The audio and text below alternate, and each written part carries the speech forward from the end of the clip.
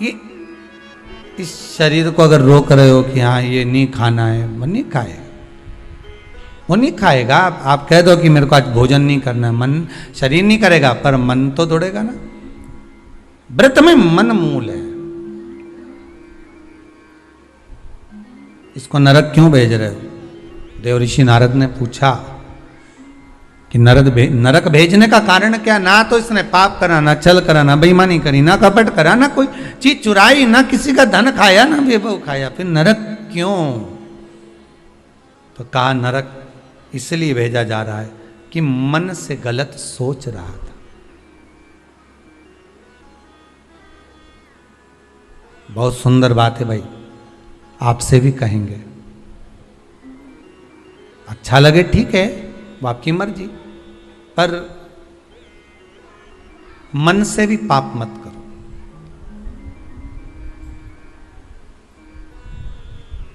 मन से पाप नहीं होना चाहिए। ये मन का जो पाप है ना, मन से किया गया जो पाप है ना, ये शरीर के द्वारा किए गए पाप से ज्यादा भोगना पड़ता है। तुमने मन में सोच लिया, हुए व्यक्ति को देखा किसी को और कह दिया बताओ कैसा है, मन में सोचा, बोला नहीं किसी को। फिर वही वाली बात आ गई, अगर हृदय में प्रेम होगा तो प्रेम दोगे, ठीक है। ये ताली एक हाथ से बजती है क्या? दो ही हाथ से बजती है ना। आप किसी को प्रेम दोगे तो सामने वाला आपको प्रेम देगा। आप स्नेह दोगे, स्नेह मिलेगा। आप अपने भीतर कपट रखोगे, छल रखोगे, बेईमानी रखोगे, प्रपंच रखोगे, तो वो भी वही देगा आपको। आप किसी से कोई बात छुपा रहे हो, आप किसी से कोई बात छुपा रहे हो और सामने वाले से आप चाहते हो कि ये मुझे सब कुछ बता दे,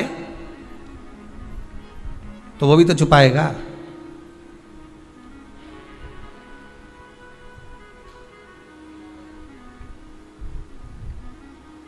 ये कितने सारे सीसीटीवी कैमरे लगने लगे, लगते हैं कि नहीं लगते? दुकानों में,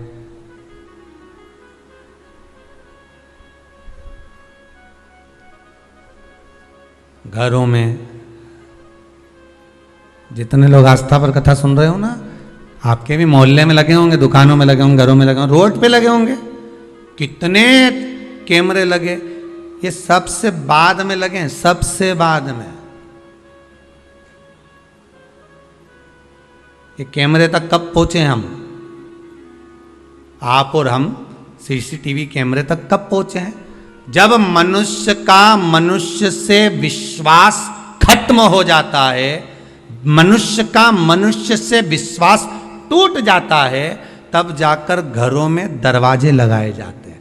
नहीं तो पहले के जमाने में तो पर्दे से काम चल जाता था, पर्दे लगाते थे। क्या खत्म हुआ? जम के बोलो जरा, विश्वास।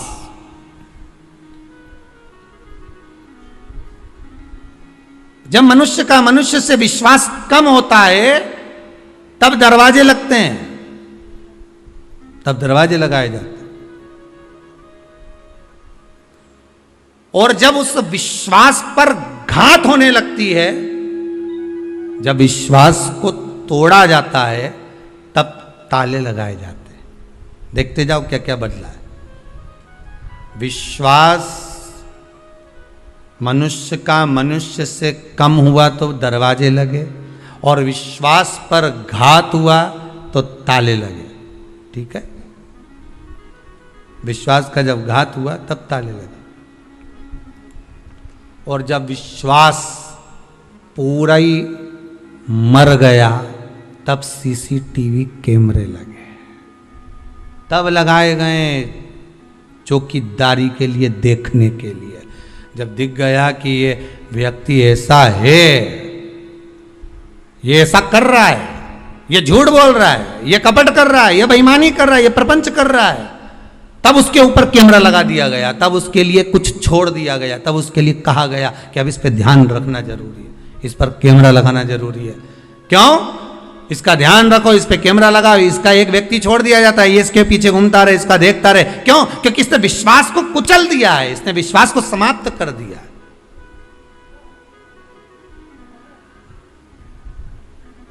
विश्वास मनुष्य का मनुष्य पर कम हुआ तो दरवाजे हुए, घात हुई तो ताले लगे, और जब विश्वास पूरा ही कुचल गया तब जाकर कैमरे लगे। ये कोई ऐसे ही नहीं लगा दिए गए कैमरे। कैमरे लगाने में तुम समझना, कोई होंगे ऐसे जो आपस में विश्वास तोड़ दिए होंगे, तब तो किसी ने तुम्हारे ऊपर निगाह रखी, तब तो तुम्हारे ऊपर चौकीदारी लगी, तब तो किसी ने किसी व्यक्ति को तुम्हारे लिए छोड़ा होगा कि भाई इसने विश्वास को कुचल दिया। झूठ पर, कपट पर, छल पर, बेईमानी पर,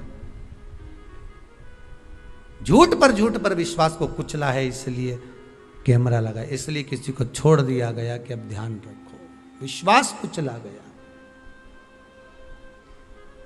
और निवेदन है, फिर कहूंगा, इस व्यासपीठ से निवेदन कर सकता हूं कि विष दे दो किसी को चलेगा, पर विश्वासघात मत करिए।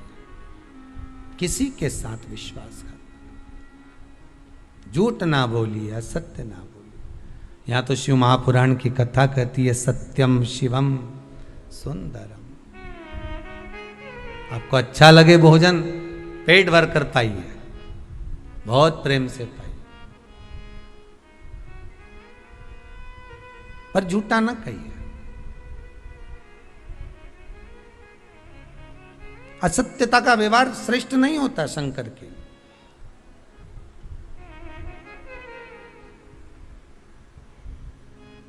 शिव पुराण कह रही है, शंकर की कथा कह रही है। आज वो तड़प रहा है, 94 नरकों में से 50 नरक में उसको फेंका गया। नारद जी बोले इसने कोई बेकार कर्म, मन बेकार हो गया था इसका।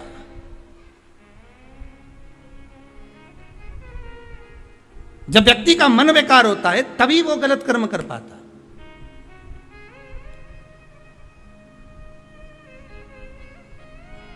क्यों करा जाता है पूर्णिमा का व्रत? पूर्णिमा का व्रत करने का कारण क्या है बताइए? आप इतने सालों से कर रही हो, कई माताएं कर रही होंगी पूर्णिमा का व्रत। एक समय फलाहार करती हैं, एक समय भोजन करती हैं। भोजन में खीर का होना जरूरी होता है पूर्णिमा के व्रत में, दूध की सामग्री होना जरूरी होती है पूर्णिमा के व्रत में। 12 महीने की पूर्णिमा करो, मना नहीं है। और पूर्णिमा उठाने का भी समय होता है चैत्री।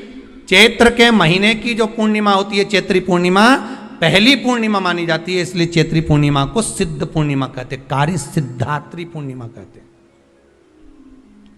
सिद्ध करने वाले। मनोरथी पूर्णिमा कहते हैं।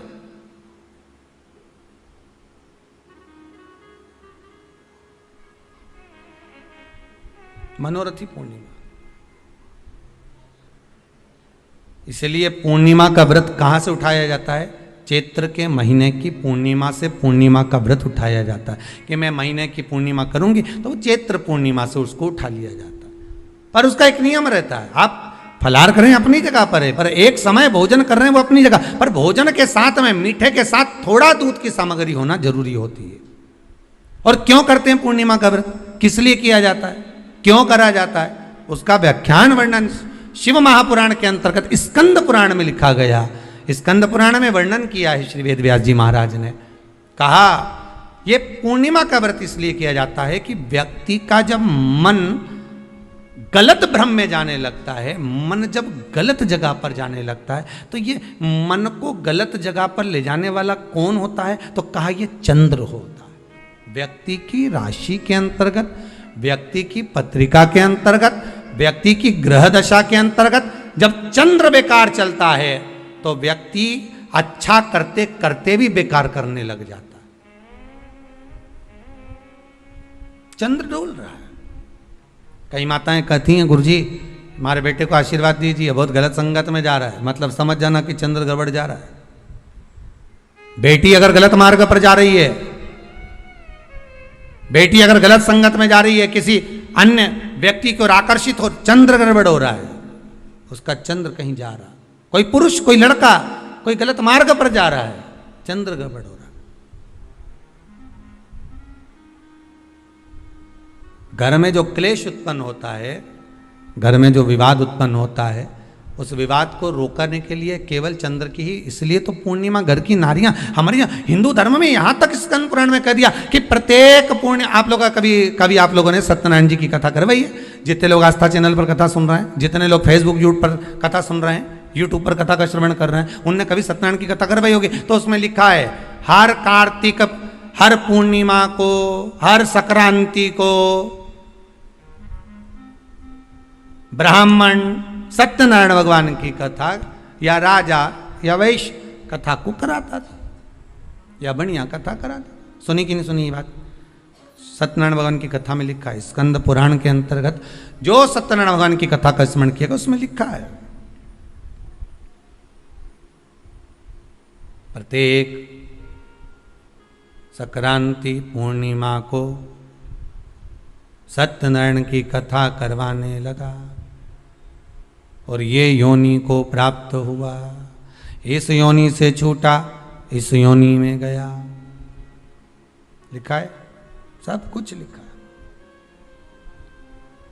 अब उत्ते से समझ जाओ कि पूर्णिमा को सत्यनारायण की कथा करने का बोला है, तो पूर्णिमा को सत्यनारायण की कथा का क्यों बोला? वैसे तो रोज कराओ सत्यनारायण जी की कथा, प्रतिदिन कराओ, मना नहीं है। आप क्या कोई विशेष फंक्शन है आप सत्यनारायण जी की कथा करवा, पर पूर्णिमा संक्रांति को और संक्रांति को पूर्णिमा को सत्यनारायण की कथा का स्मरण क्यों करवाया गया? क्योंकि पूर्णिमा के दिन अगर ये भगवान का व्रत रख लेगी, पूर्णिमा के दिन अगर ये खीर का प्रसाद बना लेगी, थोड़ा सा दूध की कोई सामग्री बना लेगी और भगवान को भोग लगा देगी, भले सत्यनारायण भगवान के भाव से बनाए, भले सत्यनारायण जी के निमित्तार्थ बना, पर अगर इसने सत्यनारायण भगवान के निमित्त से बना, पर पूर्णिमा के दिन अगर ये व्रत रखेगी, उपास रखेगी या कोई सामग्री बनाकर भगवान की पूजन कर लेगी, तो इसके घर में जो अशांति है वो शांति में बदल जाएगी। इसलिए कई घरों में आज भी सत्यनारायण भगवान की पूजन हर पूर्णिमा को करती है। माता किताब लेके बैठ जाती है, तुरंत उन्हें ऑफिस जाना, कहीं काम पे जाना,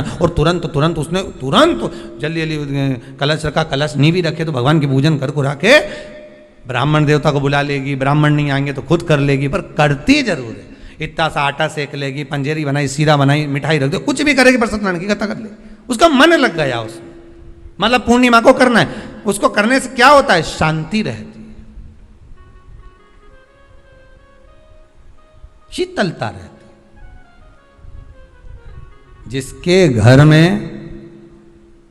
हर महीने की पूर्णिमा को खीर बनती हो, ध्यान दीजिएगा, बहुत सुंदर संवाद चल रहा है, बहुत ध्यान देने वाली बात है। प्रत्येक महीने की पूर्णिमा को जिसके घर में दूध की सामग्री बनती हो, दूध की सामग्री तैयार होती हो, खीर प्रसाद तैयार होता हो, उसके घर में कभी क्लेश नहीं हो सकता। चाहे सास बहू एक दूसरे के सामने वो कहे ना, वो सांप और नेवले की लड़ाई क्यों ना, फिर भी शांति हो जाती है। पर प्रत्येक महीने की पूर्णिमा होना चाहिए। ये नहीं कि तुमने एक महीने की पूर्णिमा पे बना लिया और दूसरे महीने की पूर्णिमा को गायब कर दिया। फिर किसी ने कह दिया आज चूरमा तो बन रहा है, दाल बाटी तो बन रही है चूरमे के साथ में, लड्डू बन रहे हैं, तो काय को खीर बना रही हो? तो तुमने अब वो खीर प्रसाद। जैसे प्रदोष व्रत का जो उद्यापन होता है, प्रदोष के व्रत का जो उद्यापन होता है, उसमें सबसे मूल क्या है प्रदोष व्रत के उद्यापन में? कि दो चीजें मूल हैं प्रदोष व्रत के उद्यापन में, कि आप प्रदोष का व्रत करो तो या तो 11 करो प्रदोष तब उद्यापन करो, या 26 प्रदोष करो तब उद्यापन करो, या उससे ज्यादा कर लिए तब उद्यापन, तुम्हारा मन हो जब उद्यापन करो। पर उद्यापन की मूलता में दो चीज है कि प्रदोष के दिन के एक दिन पहले गणेश जी की पूजन हो जाना चाहिए। उद्यापन की जो पूजन होती है वो पहले गणेश जी की पूजन एक दिन पहले हो प्रदोष के, और प्रदोष वाले दिन फिर हवन यज्ञ पूजन करा। और हवन में क्या चीज जरूरी है? खीर बनाकर 108 बार शंकर जी की नाम की पार्वती के साथ की आहुति देना जरूरी है। खीर की महत्वता यहां।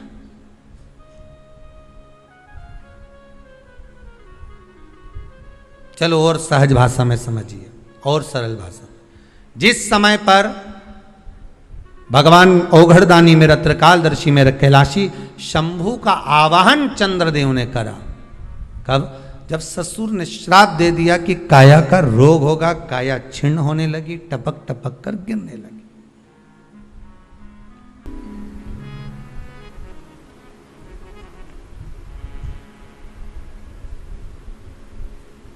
एक बहुत सरल भाषा में कहेंगे, आपको थोड़ा समझना पड़ेगा कि कहीं कहीं आपने सुना होगा कि 14 और पूर्णिमा पे कहीं गया होगा इसलिए ऐसा हो गया।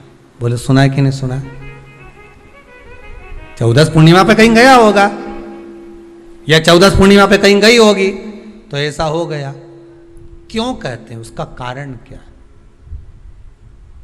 आखिर बात 1400 पूर्णिमा को क्यों लोगों ने बदनाम कर दिया कि 14 पूर्णिमा पे कहीं गई होगी तो बाल खोल के गई होगी, या ऐसा करा होगा तो वैसा करा होगा तो ऐसा हो गया, या ये चीज़ इसके साथ में ऐसा हो गया, या एक्सीडेंट हो गया, या ये चीज़। कारण क्या होता है?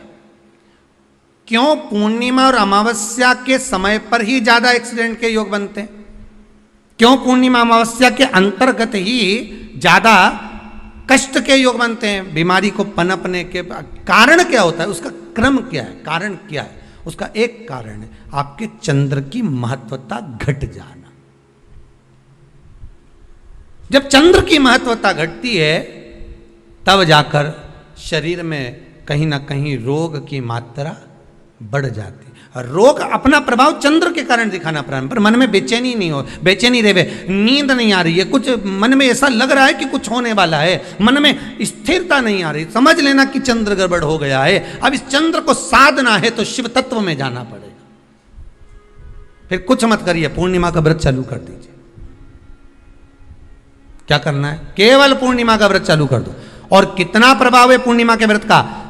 घर में 50 लोगों का परिवार है, 15 लोगों का परिवार है, 20 लोगों का परिवार है, और परिवार में से अगर एक पुरुष या एक स्त्री कोई भी पूर्णिमा का व्रत करता है तो पूरे परिवार के लोगों का चंद्र संवर जाता है, पूरे परिवार के लोगों का चंद्र सुधर जाता है। पूर्णिमा के व्रत का इतना प्रभाव शास्त्र कर रहा है, स्कंद पुराण कर रही है।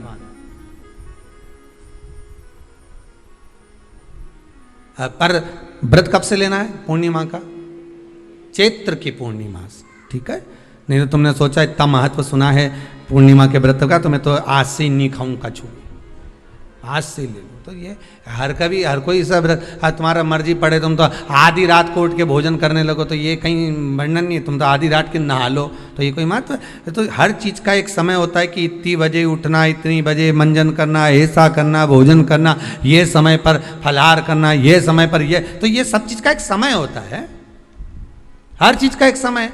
अब कथा तुम दिन में सुन लो, शाम के सुन लो, अब आधी रात को तुमको कोई उठा के 1 बजे रात के उठ, भेरू उठ जा, कथा सुन ले, तो भेरू उठेगा?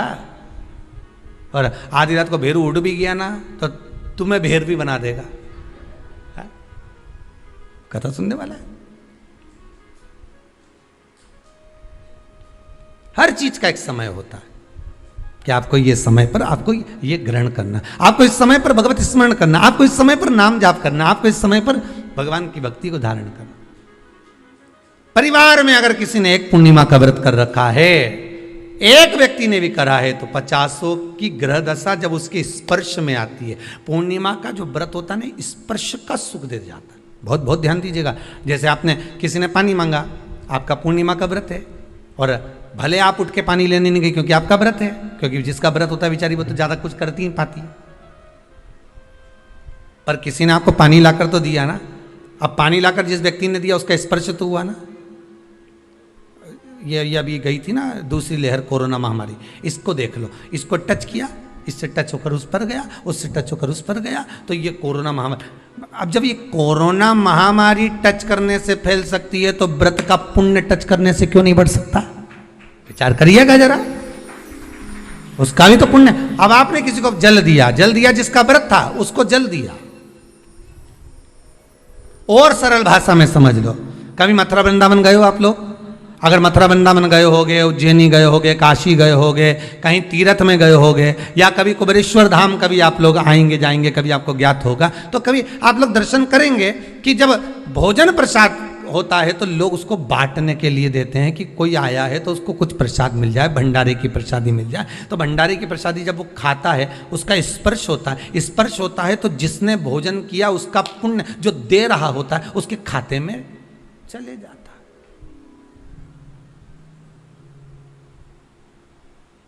उसके खाते में गया वो। पूर्णिमा के व्रत का नियम है, घर में एक सदस्य भी कर रहा है, किसी ने उसको भोजन बनाकर थाली में कुछ प्रसाद फलाहार सामग्री दी, उसका स्पर्श बड़ी बहू को हुआ, बड़ी बहू रसोई घर में गई, उसने बाकी की चीज़ों को छू लिया, उसको देवरानी ने छू लिया, देवरानी ने कोई बर्तन छुआ, उससे तीसरी देवरानी ने देखा, उसने कोई चीज़ छू ली, तो वो छूते छूते छूते छूते वो पूर्णिमा का प्रभाव पूरे घर के लोगों को हो जाता है और उनका चंद्र इतना प्रबल हो जाता है कि अपने आप उनकी बेचैनी, उनकी आलसता समाप्त हो जाती है। नहीं तो एक व्यक्ति के कारण पूरे चंद्र दशा खराब। एक दुखी तो सब दुखी, एक सुखी तो सब सुखी। वो देख ले कि हाँ इसको सुख मिल गया है, अब ठीक है।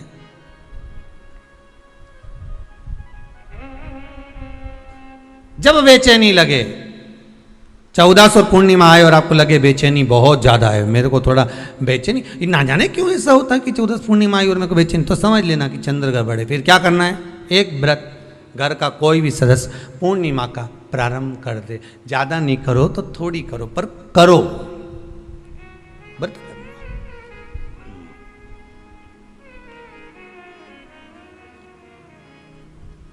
बहुत क्लेश हो रहा हो, बहुत क्लेश हो रहा हो, तो पूर्णिमा के दिन खीर का भोजन प्रत्येक महीने में एक बार ऐसा नियम बना लो, अपने दीवार पे लिख लो कि पूर्णिमा है और पूर्णिमा के दिन घर में खीर बनना ही है।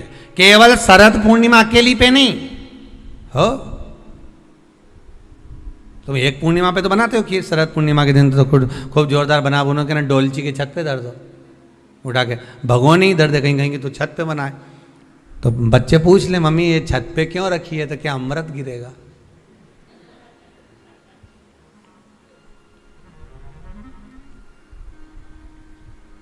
अब बोलो जम के जरा, क्या गिरेगा, अमृत गिरेगा।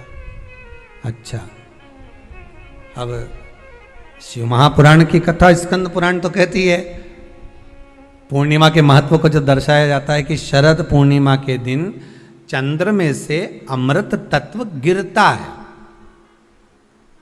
गिरता है। पर कब गिरता है, अरे जम के तो बोलो, जब उस खीर का ढक्कन हटा हुआ, केवल खीर का नहीं अपना भी ढक्कन हटाओ, तभी तो अमृत गिरेगा।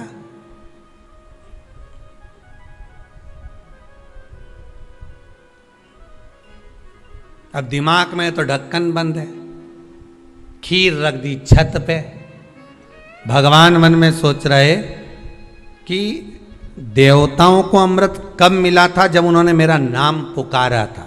केवल खीर बना के नहीं धरी थी कि छत पे खीर धर दो और अमृत आ जाएगा, नहीं नहीं, खीर के पास बैठकर थोड़ी देर बैठकर हरे राम कहो सीताराम कहो, सीताराम कहो राजा राम कहो, कुछ भजन तो गाओ। अब तुमने तो नीचे से बना के छोरा के दे दी, धरिया ऊपर छत पे, और छत पे ले जाके खीर धर दी और खीर रखी तो मम्मी ने क्या केवल ढक्कन लगा के रखना, बिल्ली खा जाएगी, तो उसमें ढक्कन केवल खीर में नहीं लगाया, अपनी बुद्धि में भी लगा लिया। अरे स्कंद पुराण की कथा कहती है जब पूर्णिमा के दिन तुम खीर बना रहे हो, अगर शरद पूर्णिमा के दिन खीर बना रहे हो तो प्रयास करना कि थोड़ी देर बैठकर राम नाम, कृष्ण नाम, शिव नाम, भगवान की भक्ति का 2-5 भजन तो हो जाए। अब दिमाग में लगा ढक्कन, खीर में भी लगा दो ढक्कन, अमृत कहां से झड़ेगा। भगवान भी सोचे, ना राम नाम लीनो तूने भरी जवानी में, तो डूब के मर जा रे चुल्लू भर पानी में। अब भगवत भजन करे नहीं और क्या कि अमृत झड़ेगा, भगवान के कहीं नहीं झड़े, फालतू की बात। राम नाम बोलती तो अमृत झड़ता, कृष्ण नाम बोलती तो अमृत झड़ता, भगवान का भजन करती तो अमृत झड़ता। इसलिए शरद पूर्णिमा पे मंदिरों में जो खीर बनती है ना, तुम्हारे घर की खीर और मंदिर की खीर के मिला के देखना जरा, दोनों में स्वाद किस में आए, जरा मिला के देखना। मंदिर की खीर में स्वाद आ जाए, क्यों वहां भाइयों बैठ के खूब भजन गाए, तांबा का हंडा में तातो दरो पानी नीनाए भोला नवा के रंग। अब दिन रात के जो भजन गाने पिली ने 9 बजे से लेकर 12 बजे रात तक खूब गाया, वो भजन का जो अमृत था वो खीर में मिल गया, खीर में मिला तो स्वाद आ गया। अब तुम तो गाई ही नहीं, तो डब्बा में कहीं खाक स्वाद आए।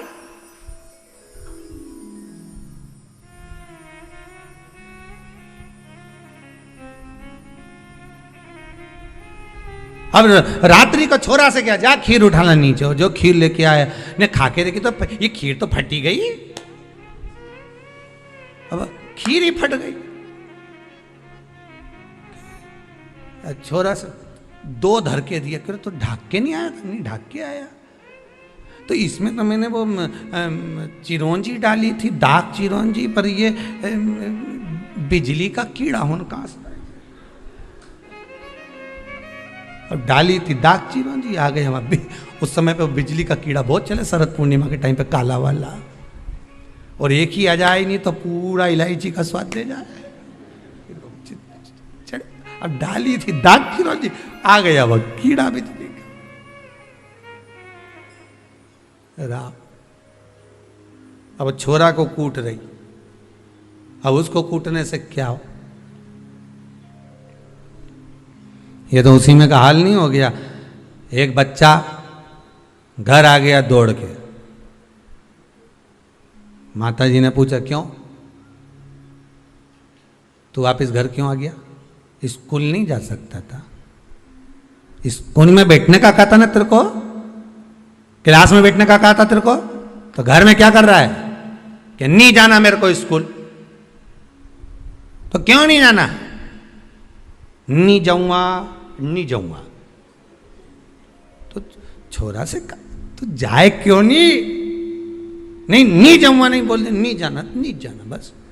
अरे तो हुआ क्या ये तो बता, कि मार साहब है नहीं, हमारा टीचर, हमारा गुरुजी माँ साहब, उनने बोर्ड पे लिखा महाभारत, और हमसे पूछे किसने लिखी, तो हमने कह दिया तुम नहीं लिखी, तो उनने हमको खूब मारा, तो अब स्कूल नहीं जाऊंगा। जब मार साहब खुद लिख रिया है, इतना बच्चा के सामने लिखा, बोर्ड पे लिखा महाभारत, और हमसे पूछा किसने लिखी महाभारत, तो हमने कह दिया तुम नहीं लिखी।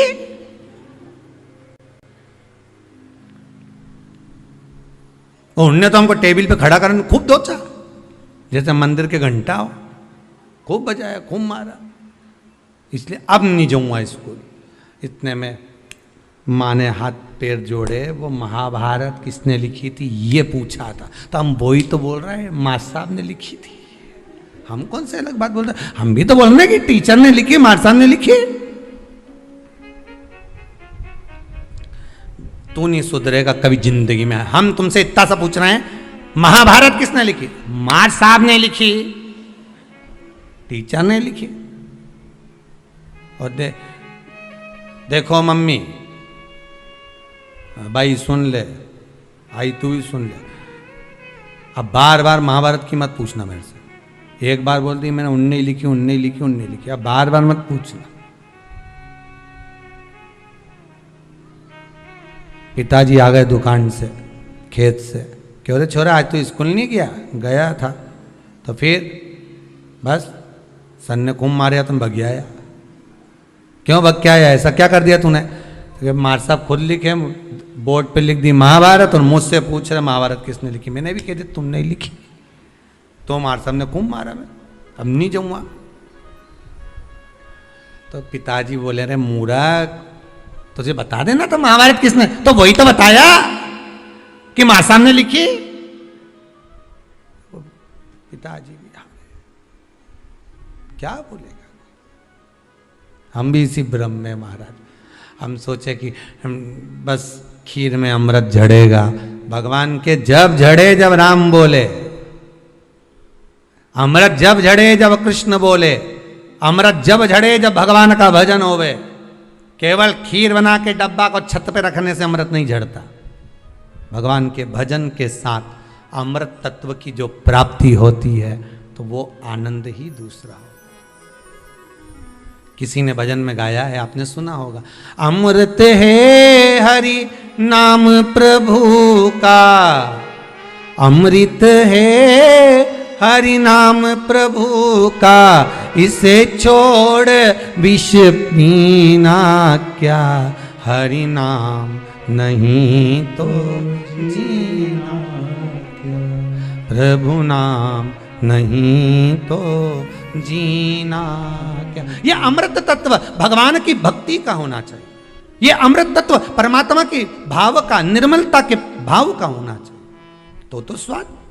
मेरा निवेदन है, अगर तुम्हारे घर में अशांति ज्यादा होती है, क्लेश बड़ा ज्यादा होता है, आप पूर्णिमा का व्रत करें ना करें, पर पूर्णिमा को खीर प्रसाद घर में अवश्य बना।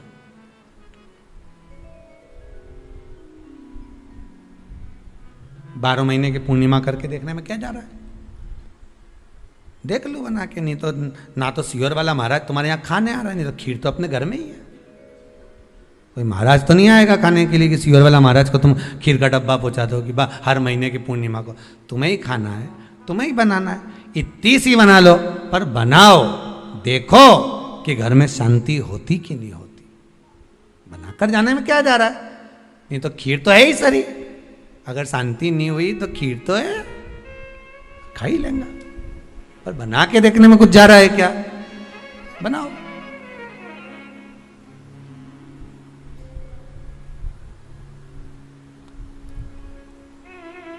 उसकी महत्वता को जानना है। ये जो हवन में, यज्ञ में खीर की जो आहुतियां छूटती हैं, ये इसका महत्व बहुत है महाराज। आप समझें ना समझें वो आपकी जगह पर आपके यहां जब विद्वान ब्राह्मण, कोई विद्वान ब्राह्मण आपके यहां जब यज्ञ कराने आए, हवन कराने आए, वास्तु पूजन कराने आए, जब माता रानी का हवन, किसी भी रूप का यज्ञ कराने के लिए आए और वो खीर की आहुतियां जब छुड़वाए, तो आप पूछना कि खीर की आहुति का फल कितना, प्रताप फल कितना। पूरे यज्ञ में वो खीर की आहुतियां लक्ष्मी के लिए जो दी जाती है, वो लक्ष्मी की वृद्धि कर देती।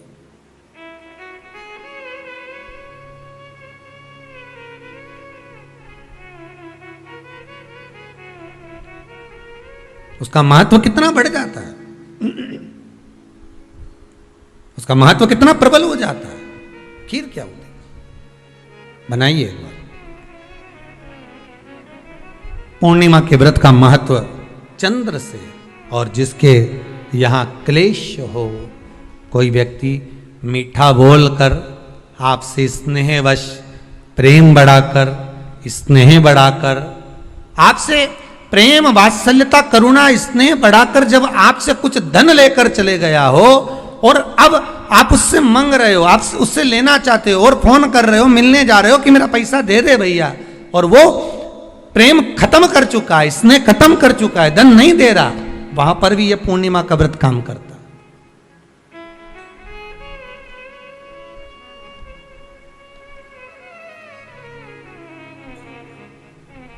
वहां पर भी पूर्णिमा का व्रत काम करता है। कहा व्रत करने वाला व्यक्ति जो पूर्णिमा का व्रत करता है, चावल का, अक्षत का, श्वेत वस्त्र में, सफेद कपड़े में अक्षत रखकर, जो जिससे धन लेना है, प्रेम वश लेकर गया है, स्नेह वश लेकर गया है और नहीं दे रहा है, उसका स्मरण कर कर ब्राह्मण देव को दे देने पर भी महाराज चंद्र की दशा सुधर कर लक्ष्मी का भाव वापिस प्राप्त हो जाता, पुनः वापिस।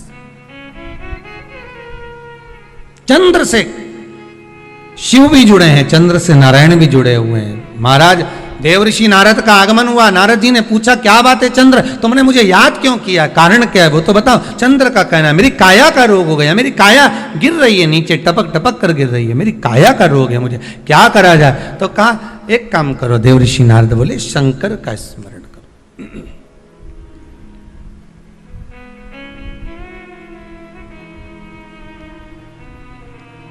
शिव का स्मरण कर लीजिए। चंद्रदेव ने पूछा,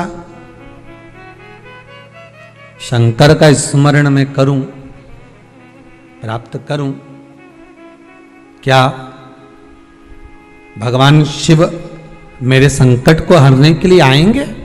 क्यों नहीं? चंद्र के मन में थोड़ा संशय है, क्या शिव आएंगे मेरा संशय हरने के लिए? हाँ, क्यों नहीं आएंगे? तो देवऋषि नारद के सामने एक संशय और पैदा कर दिया चंद्रदेव ने। बात ऐसी है कि मैं दक्ष प्रजापति मेरे ससुर हैं जी, और बोलिए,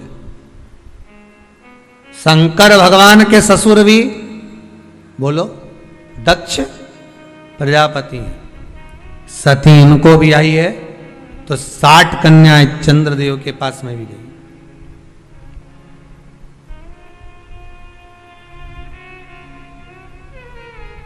उसमें रोहिणी से अधिक प्रेम है उनको, अधिक। ये मेरे साधु भाई हैं, ये मेरे रिश्तेदार हैं। क्या एक रिश्तेदार दूसरे रिश्तेदार का रोग मिटा सकता है कि रोग बढ़ा सकता है? चंद्र के मन का संशय देखिए। फिर वही वाली बात आ गई, व्यक्ति शरीर से गलती नहीं करता, मन से बहुत गलतियां कर जाता है। आप किसी व्यक्ति से कभी मत झगड़ो, लड़ाई मत करो किसी व्यक्ति से, किसी व्यक्ति से लड़ाई मत करो आप, और अंदर से लड़ाई करो, मन की मन सोचते रहो उसका ऐसा हो जाए। एक कथा थी ना, एक चंदन का व्यापारी चंदन बेचने के लिए आया, राजा के महल में आ गया। राजा के महल में आकर कहा, महाराज चंदन ले लो। राजा सोच में पड़ गया। थोड़ी देर तक सोच में पड़ने के बाद राजा ने अपने मंत्रियों से कहा, ले जाओ इसको जेल में डाल दो जो चंदन बेचने आया है। मुनि मंत्री की चित्तवृत्ति में पड़ा, ये राजा कभी किसी को जेल में नहीं डालता, पहली बार चंदन बेचने वाला आया और इसको जेल में डाल रहा। आखिर ये चंदन बेचने वाले ने गलती क्या करी है? राजा ने दूतों को बुलाया, लिया इसको पकड़ के जेल में डालो। उसको जेल में ले जाकर पटक दिया।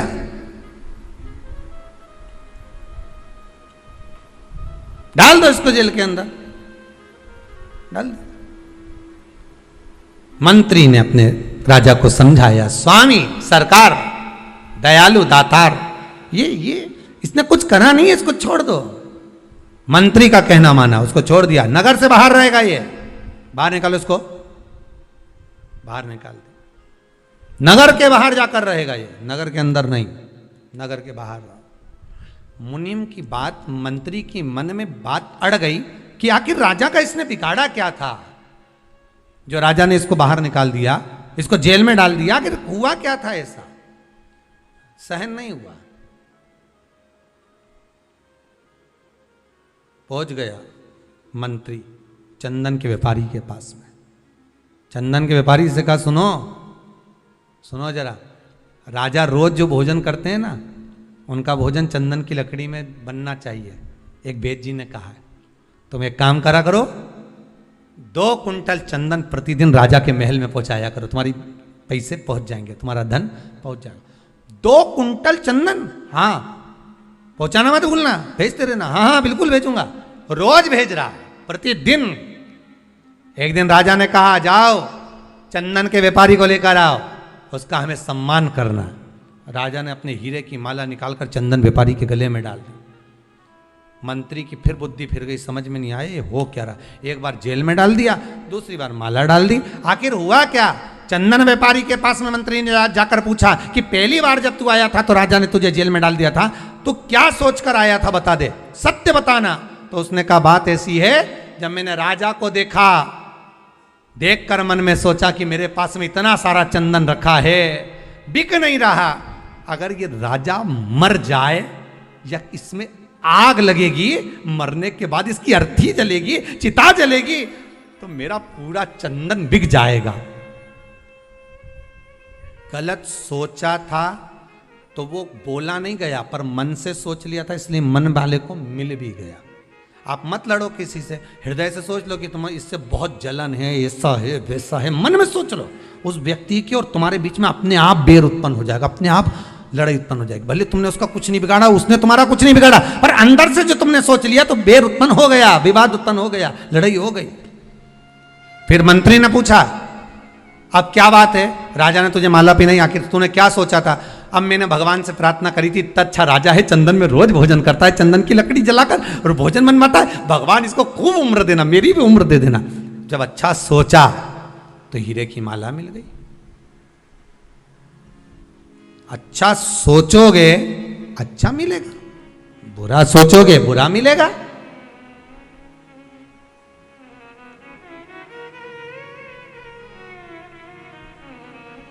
दुनिया के लोग सोचें कि अपशब्द कहने के बाद, किसी को ताना देने के बाद, किसी को गाली देने के बाद, किसी के लिए अपशब्द बोलने के बाद, किसी की निंदा करने के बाद, किसी के लिए कुछ कहने के बाद आप बच जाओगे। ना ना ना ना, वो मिलेगा प्राप्त नहीं।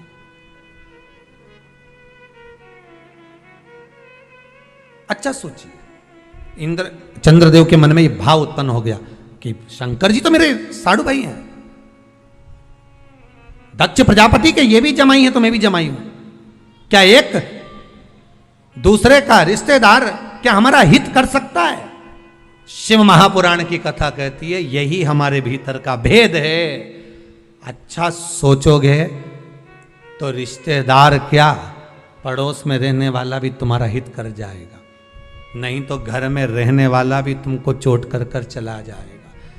दिल से अगर निभाओगे, दिखावे से नहीं, शरीर से नहीं, केवल मन से निभाने का प्रयास करिए। आप प्रेम देने का प्रयास तो करो, प्रेम मिलना प्रारंभ हो जाएगा साहब। आप करुणा देने का प्रयास तो करो, करुणा मिलना प्रारंभ हो जाएगा जी। आप देख क्या रहे हो? देव ऋषि नारद उसी समय पर प्रकट हो गए। देव ऋषि नारद ने कहा अरे चंद्र, मन को सुधार, मन को, शिव तेरे दरवाजे पर आएगा, ये विश्वास रख। अगर मन तूने शंकर के चरणों में लगाया है तो शंकर भी कैलाश छोड़कर तेरे पास सोमनाथ में आया है। स्वयं शिव सोमेश्वर बनकर प्रकट हो गए। चंद्र की काया का रोग मिट गया, चंद्र की काया का रोग समाप्त हो गया। चंद्र ने विचार कर लिया कि जो भगवत भक्ति में मन से जुड़ेगा मैं उसके मनोरथ पूर्ण करूंगा। मन चित्त वृत्ति, उपवास करो, उपास करो तो मना नहीं है, पर उपास शरीर से नहीं होना चाहिए, उपास मन से होना चाहिए।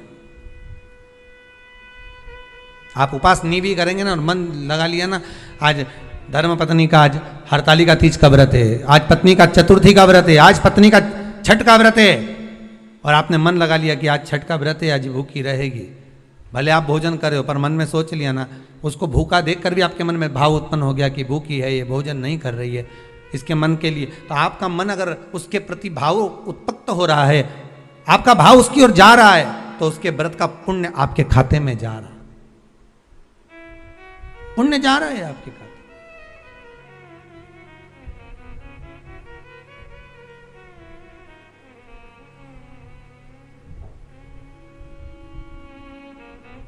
आप मन से जुड़िए। ये व्रत जो शिव महापुराण की कथा चल रही है, शंकर की कथा का जो अनुमोदन कर रहा है, उससे मन से जुड़ना है हमको। हमें जानना है कि व्रत की महत्वता कैसे प्रकट होगी, हमें व्रत कैसे लगेगा। पूर्णिमा का व्रत करो, पर चैत्र के पूर्णिमा से प्रारंभ करो। नहीं कर सकते, खीर बनाना, आप पूर्णिमा की पूर्णिमा प्रारंभ करो। गृह शांति,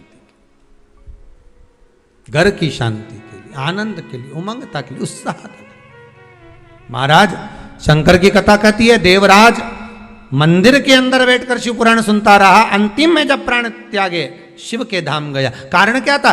क्योंकि वो बेलपत्री के पेड़ के नीचे एक क्षण के लिए ये साधना चित्त से कर ली थी। क्या मैं जो अंदर कथा सुनकर आया हूं, हर हर महादेव लोगों ने कहा, वो क्या महादेव बोलने से महादेव आता है? क्यों नहीं आता? शिवाया ले गया। चंचुला देवी ने तप साधना करी थी, उस तप साधना का बल इतना था कि पति को भी प्रेत की योनि से मुक्त करवा दिया। कथा में ऐसा मन लगाया, ऐसा मन, शरीर नहीं मन लगाइए, आएगा, लड़ाई झगड़े सब होंगे, सब कुछ होगा। कौरव और पांडवों की कथा तो देखो रे, कितनी सुंदर है।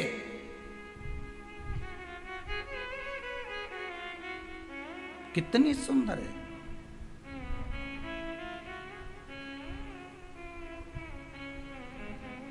पांडवों की बहन सुभद्रा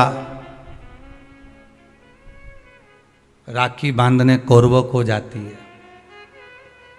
कौरवों की बहन राखी बांधने के लिए पांडवों को जाती है। जरा विचार करिए,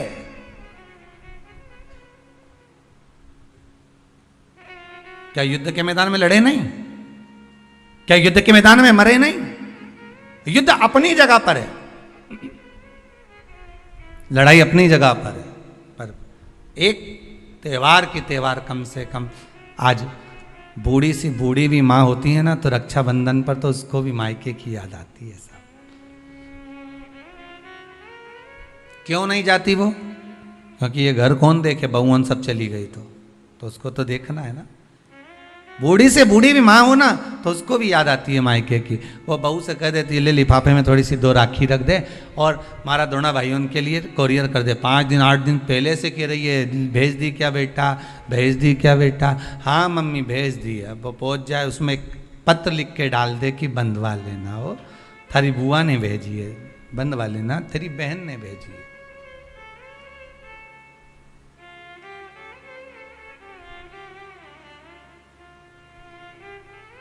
झगड़ा अपनी जगह पर चलने दो साहब, लड़ाई अपनी जगह पर चलने दो साहब, विवाद अपनी जगह पर चलने दो साहब। पर इस दिल को, इस मन को एक बार तो लेकर जाओ।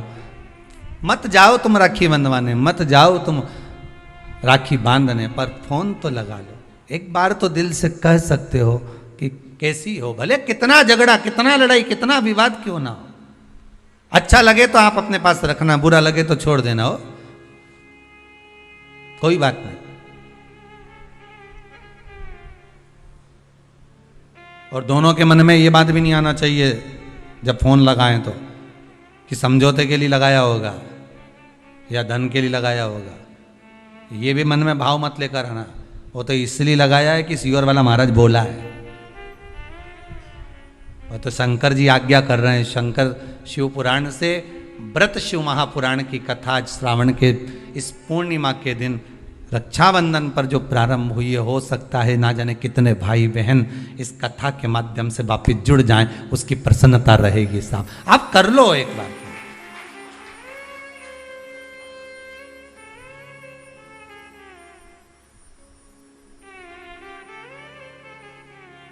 कर लो एक बार। और टालना मत ही, तुम तो अभी कथा चलते चलते में कर लो रे, कई दिक्कत नहीं, कथा अपनी चलती रहेगी। तुम तो एक बार फोन लगा के बोल दो जीजी कैसी है बस, और जीजी बोल दे भाई कैसा। जिसके यहाँ झगड़ा हो, प्रेम, बस एक बार फोन लगा के, बस कथा होती रहेगी। ये तो चलेगी 2 बजे से 5 बजे तक, तुम इसकी चिंता मत करो। तुम तो लगा लो, आज अपन त्योहार ही मना ले आज अच्छा से, तुम तो लगाई।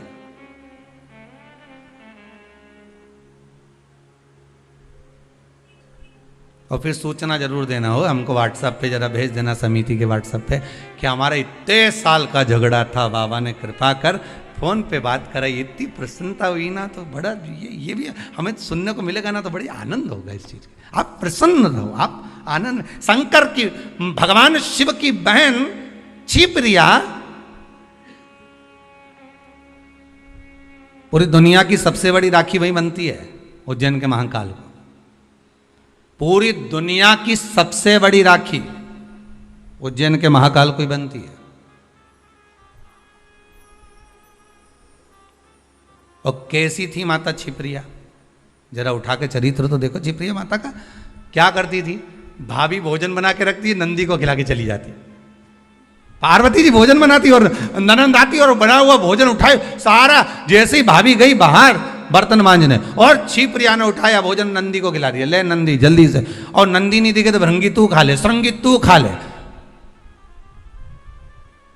अच्छा, चतुर भी इतने थे ये नंदी भृंगी श्रृंगी कि खाने के बाद डब्बा कम मांझ के रख देते तो पता ही नहीं चलता था भोजन करके।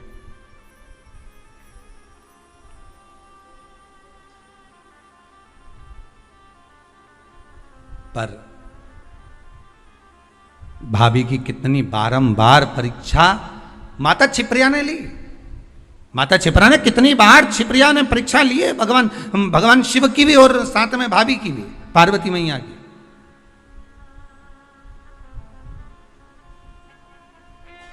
कितनी परीक्षा। और उसके बाद जब दूषण नाम के राक्षस के साथ युद्ध हुआ भगवान शंकर का, और शिव जी ने कह दिया कि दूषण नाम के राक्षस का संहार करना है, पर इसके रक्त से जो दूषण और उत्पन्न हो जाएंगे, इनको मारने के लिए, इसके रक्त को धोने के लिए मेरी बहन छिप्रिया को बुलाइए। तो छिप्रिया को क्यों, आखिर छिप्रिया को किस लिए बुलाया जाए?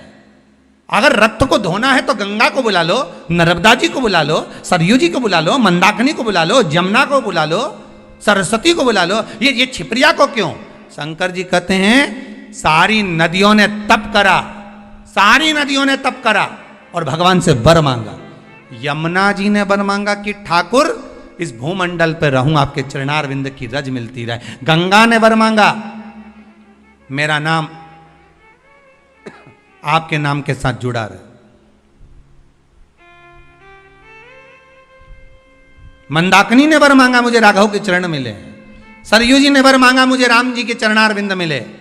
राम अगर अपने प्राणों को भी त्यागे तो मेरे जल में ही त्यागे, ये सरयू जी ने मांगा।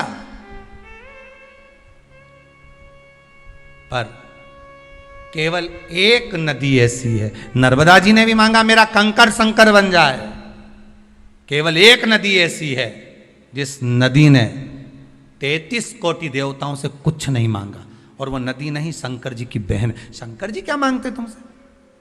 भोलेनाथ जी ने कभी तुमसे कुछ मांगा कि मेरे यहाँ 1 किलो मिठाई का डब्बा लेके आओ रे? शंकर जी कभी बोले कि मेरे यहाँ तुम ये लेके आना, ने सोना लाना, ने चांदी लाना, ने अंबारी लाना, ना ये लाना? शंकर जी तो कहे तुम आ जाओ, 1 लोटा पानी हो तो चढ़ा जाओ, दूध हो तो दूध, दही हो तो दही, नहीं मिले तो बेलपत्र, बेलपत्र भी नहीं ला सको तो मेरी उठा के मुझ पे चढ़ा दो, और इतना भी नहीं ला सकते तो 3 बार ताली बजा दो। ये भी नहीं कर सकते तो शिखर का दर्शन कर लो, ये भी नहीं कर सकते तो मंदिर के सामने से निकल जा। बस इतना तो कर सकते हो, नहीं गाड़ी ली भुड़ भुड़ करे देखता वो निकल जाए, बस उतने में समझ जाए बहुत है। अरे जिससे स्नेह होता है ना, जिससे प्रेम होता है, मेरे शंकर को अगर आप स्नेह करते हो, प्रेम करते हो, शिव के प्रति समर्पित हो, शंकर के प्रति आपका वात्सल्य, आपकी करुणता, आपका आनंद शिव से अगर जुड़ा हुआ है, तो मात्र गाड़ी लेकर भी निकल गए तो वो देख लेगा कि गया है अभी यहां से हो, और तुमने देख लिया बैठा है महादेव अभी अंदर, उतना ही बहुत है।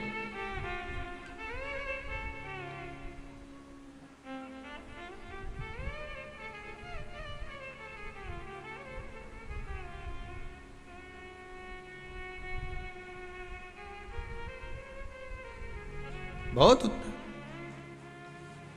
उसमें मिल जाएगा। एक एक वो कथा कहती है ना कि नियम अगर धारण करा है तो कुछ ना कुछ तो मिला है। नियम अगर धारण करा है तो कुछ ना कुछ तो मिला है। कथा पढ़ने में आई थी कि एक व्यक्ति जो खेत जाया करता था, अपना काम किया करता था, एक बार किसी गुरुजी ने कह दिया कोई नियम ले ले, तो उसने कहा कौन सा नियम लो? अरे कुछ नियम ले ले या व्रत कर ले। तो कि व्रत तो मेरे से बने नहीं, काम इतना खेत में रहे, कोई व्रत बने तो एक व्रत ऐसा धारण कर ले कि नियम ले ले कोई ऐसा कि भगवान का दर्शन करूंगा, ये करूंगा, वो करूंगा, गंगा का स्नान करूंगा, कोई तो नियम ले। उसने कहा अच्छा एक नियम ले लूँ। तो क्या हाँ कौन सा? तो क्या मेरे पास में कुमार रहता, बिल्कुल घर लगा लगाए, उसका मुंडा देख लूँ सुबह सुबह, बस एक बार दिन भर में 24 घंटे में एक बार देख लूंगा, नियम पूरा। हाँ ये नियम ले ले, पर उसके बाद ही तू भोजन करेगा। हाँ ठीक है, मैं कुमार का मुंह देखूंगा तब भोजन करूंगा। उसने नियम ले लिया, पास के पास तो रहता ही है, कर लेंगे। ऐसा नियम धारण करा, ऐसा करा, पत्नी के लिए रोटी खा लो, पति के अब भी आया, छत पे चढ़ा, कुमार का मुंह देखा, भोजन करा तुरंत। पत्नी के लो भोजन कर लो, रोज का नियम। वो चढ़े देखिए, अब आज 2 साल हो गए नियम बने, पत्नी के लिए भोजन कर लो, पति बोला अब भी आया, और ऊपर गया देखने तो कुमार ही गायब था। तो क्या आज कहाँ चले गए ये? तो इसके घर चले गया, घर जाके आवाज लगाया, जैसी आवाज लगाया तो वो तो दिखा ही नहीं, उसकी पत्नी निकल के आई। क्या हो गया? पति कहाँ है तुम्हारा? क्या वो तो मिट्टी लेने गए। तो मिट्टी तो वो इतने दिन की लेके आते थे हमेशा। और रोज तो दोपहर में जाते थे, आज इतनी जल्दी कैसे चले गए पता नहीं, कहाँ गए पता नहीं। वो ढूंढता ढूंढता ढूंढता ढूंढता चले गए सीधे वन में, जहां पर वो मिट्टी खोद रहा था, और कुमार जहां मिट्टी निकाल रहा था ये वहीं पहुंचा। जैसे कुमार ने फिर मिट्टी को खोदा, उसके अंदर से एक सोने का हंडा निकला। हंडा जैसे ही निकला कुमार खुश हो गया, ये गया, और जाते से ही इसने इसका मुंह देखा कुम्हार का। देखते से इसको तो इतनी भूख लग रही थी, ने जम के चिल्लाया देख लिया, और जो बोला देख लिया, और भागते भागते गया। कुमार ने सोचा हंडा देख लिया। अब कुमार वो हंडे को छुपा के कपड़े में इसके हाथ दौड़ दौड़ कर जाए, अरे रुक तो जा, अरे रुक तो जा, मैं दे रहा हूं, रुक तो जा। के देख लिया और के दे रहा हूं, रुक तो जा करते करते कुमार के यहाँ से दौड़ता कुमार इसके पीछे, और ये अपने घर में गया। पत्नी से कहा जल्दी रोटी दे, और ये जीमने के लिए बैठा। कुमार आया, भाई देख आधा तू रख ले, आधा मैं रख लूं, पर किसी से मत कहना। इसने कहा क्या आधा आधा करना, ये मेरे को जो सोने का अंडा मिला ना, तूने तो क्या देख लिया, आधा सोना इसको मिल गया, आधा उसको मिल गया। वो व्यक्ति खेत पर जो काम करने वाला था वो गुरुजी के पास गया, गुरुदेव आपने कहा था एक नियम बना लो, अगर वो नियम भी अगर तुमने बना लिया तो भगवान कहीं से भी दे देता है, देता जरूर है, पर नियम तो बनाओ, कोई एक नियम तो धारण करो। एक नियम बनाओगे ना तो भगवान दे देगा, पक्का है, पर बनाओ तो।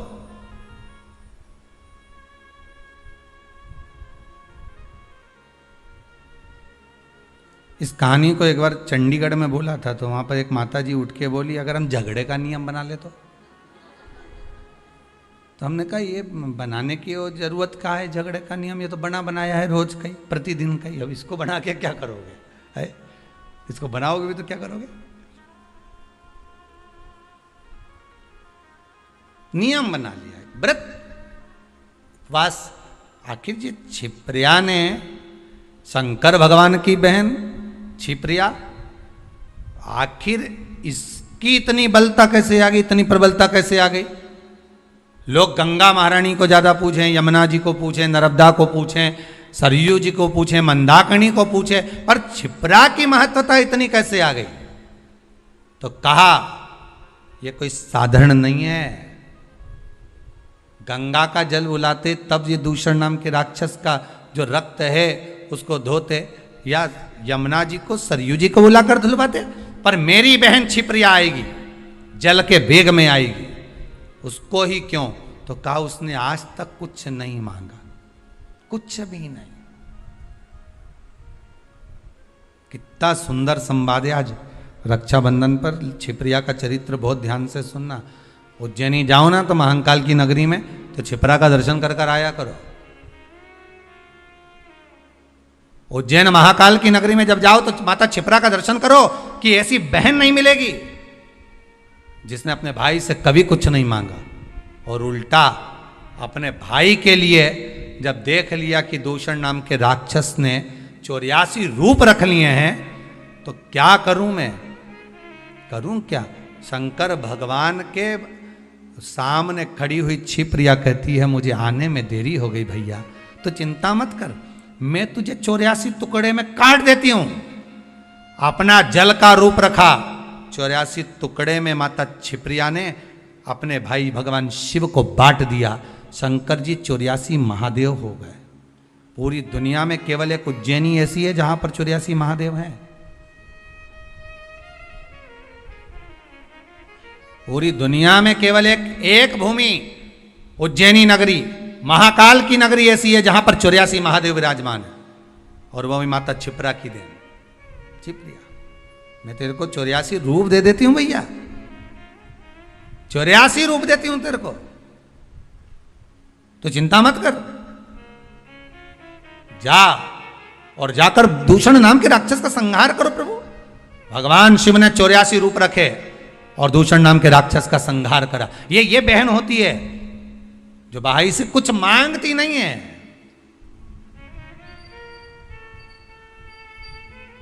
कुछ नहीं चाहिए, बहन तो कहती है मुझे क्या चाहिए, तुम दे भी दोगे साड़ी तो क्या करूँगे, मेरे पास तो पहले से बहुत सारी पड़ी है, क्या करना भैया। भाभी रहने दो, बस व्यवहार अच्छा रखो, प्रेम अच्छा रखो, वाणी अच्छी रखो, मीठा बोलो, अच्छे से बोलो, बस इतना चाहिए और कुछ भी नहीं चाहिए, मुझे और कुछ नहीं चाहिए।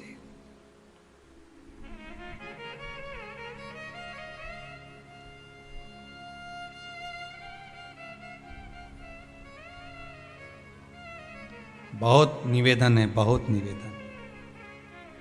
रक्षाबंधन के आज के इस भाव को पहचानिएगा जरूर। लेन देन से कुछ नहीं होता, लेना और देना तो अपनी जगह पर होता है, लेन देन से कोई मतलब नहीं, मतलब है केवल प्रेम से, केवल इसमें।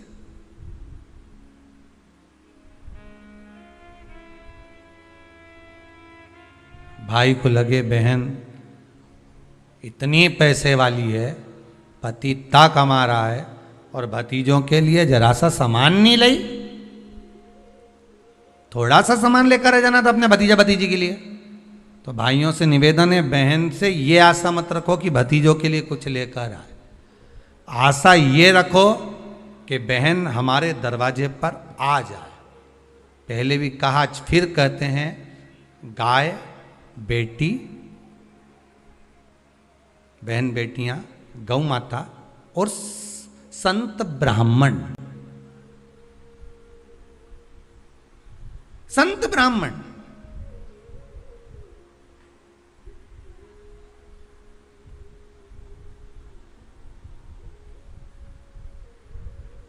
गाय बेटी और संत ब्राह्मण, ये तीनों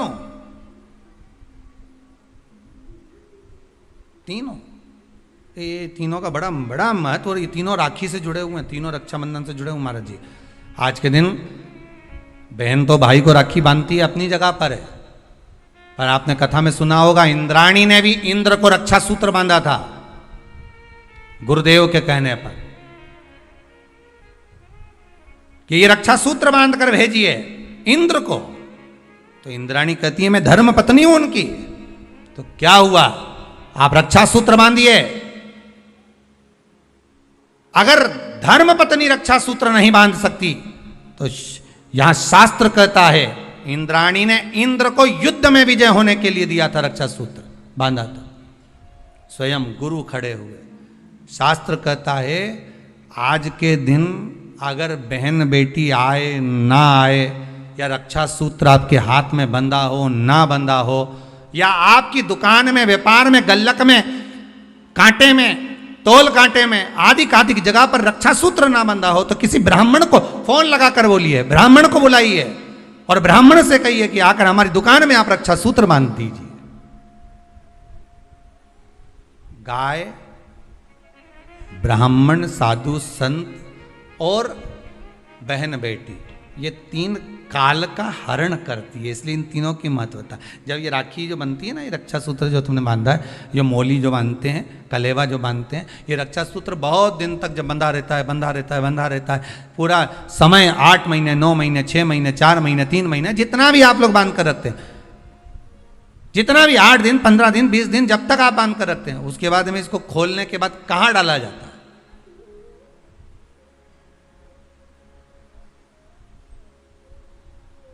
कहां दिया जाता है इसको?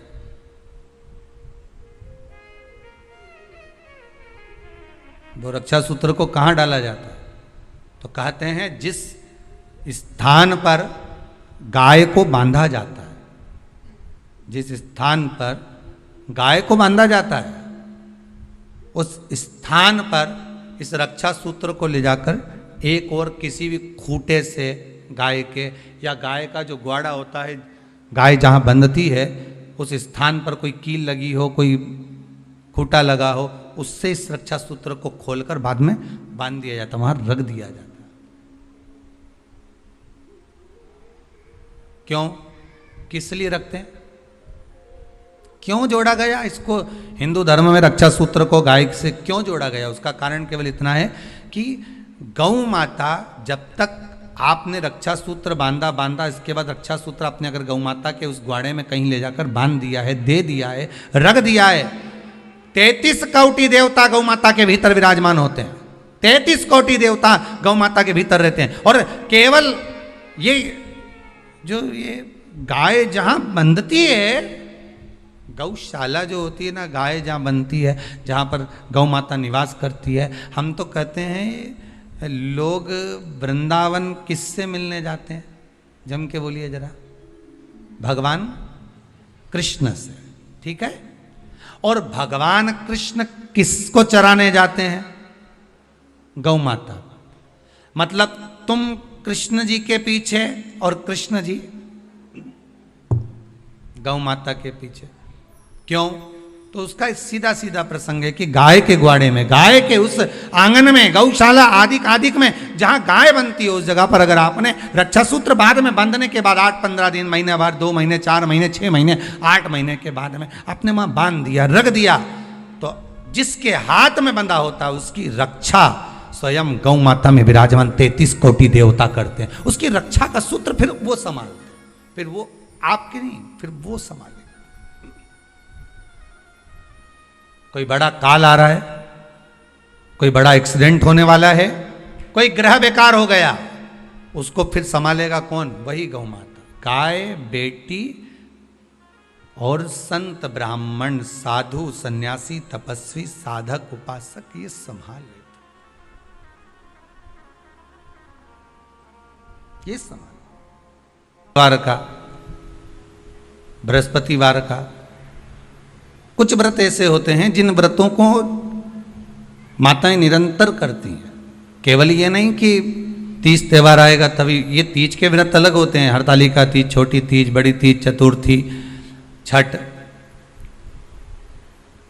ये सारे व्रत अलग हो गए जो त्योहार के अनुकूल आ रहे हैं, जो महीने के अनुकूल आ रहे हैं। पर भगवान की अविरल भक्ति को पाने के लिए मनुष्य जो दिन रात भगवान की भक्ति में डूबा रहता है, दिन रात भगवान को पाने का प्रयास करता रहता है, केवल व्रत के माध्यम से ही नहीं, वो तो अपनी भक्ति के माध्यम से भी भगवान शंकर को रिझाता है।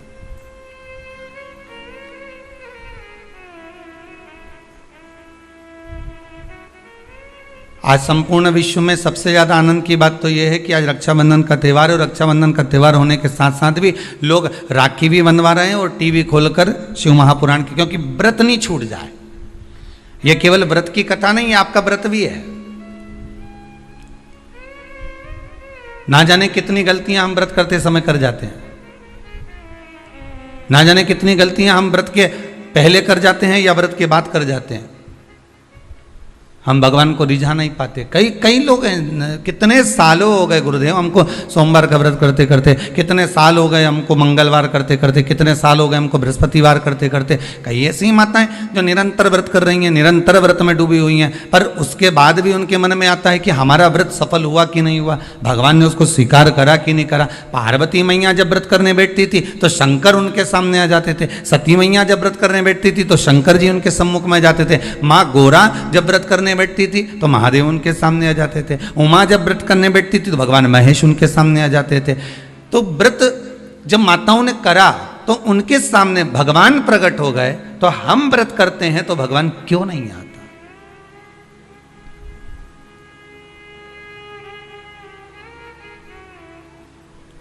आप आए नहीं और सुबह हो गई, मेरी पूजा की थाली धरी की धरी रह गई। आखिर कारण क्या है?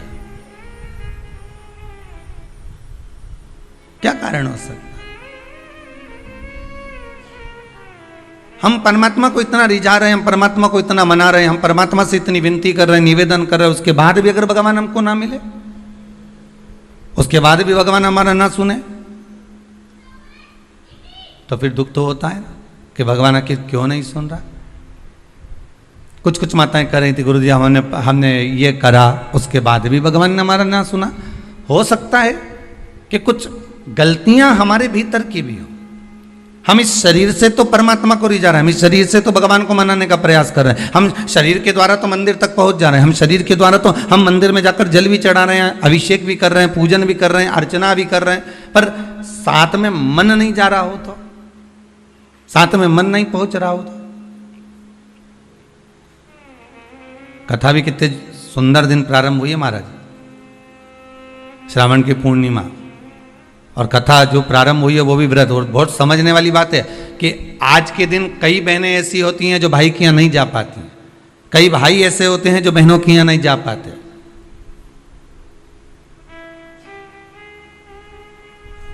तो क्या इनका संबंध समाप्त हो जाएगा?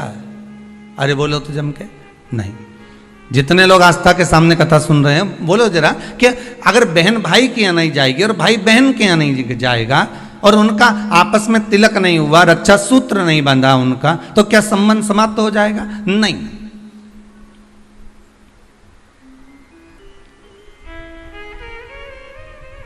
संबंध केवल शरीर का नहीं है, संबंध आत्मा का भी है।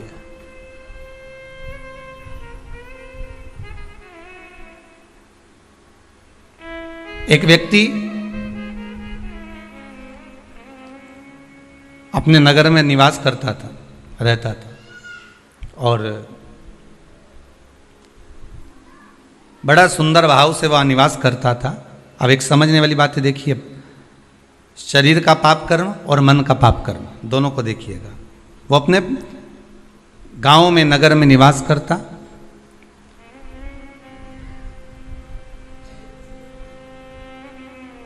उसने जिंदगी में कभी कोई चींटी नहीं मारी, उसने अपने जीवन में कभी किसी का मन नहीं दुखाया, उसने अपनी जिंदगी में कभी किसी का धन नहीं खाया, उसने अपने जीवन काल में कभी किसी से असत्य नहीं बोला।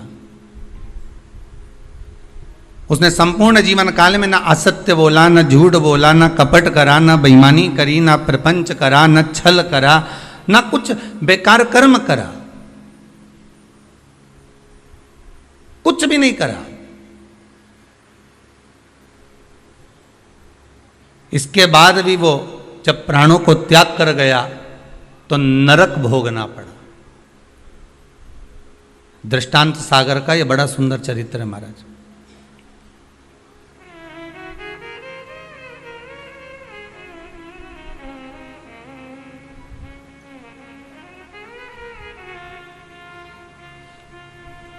नरक भोग रहा है। ऊपर गया, चित्रगुप्त महाराज बैठे थे, इसके पाप गिना रहे थे, तो देवऋषि नारद का वहीं पर आगमन हुआ। श्रीमन नारायण, नारद जी ने तो पूछ लिया। संत के मन में अगर कोई प्रश्न आता है तो संत तुरंत पूछ लेता है कि आखिर कारण क्या है। भगवंत के मन में, अर्थात भक्त के मन में भी कोई प्रश्न आता है तो वो भी पूछ लेता कारण क्या है। तो देवऋषि नारद ने पूछा कि ये कारण बताओ कि इसने ना कभी चोरी करी, ना कभी कपट करा, ना कभी बेईमानी करी, ना कभी प्रपंच करा, ना कभी किसी को धोखा दिया, ना किसी का धन खाया, ना किसी का वैभव खाया, ना कभी मुख से अपशब्द कहा, फिर आखिर बात क्या है कि इसको इतने सारे नरक क्यों भोगना पड़ रहे हैं? 94 नरकों में से कम 50 नरक में तुमने इसको डाल दिया।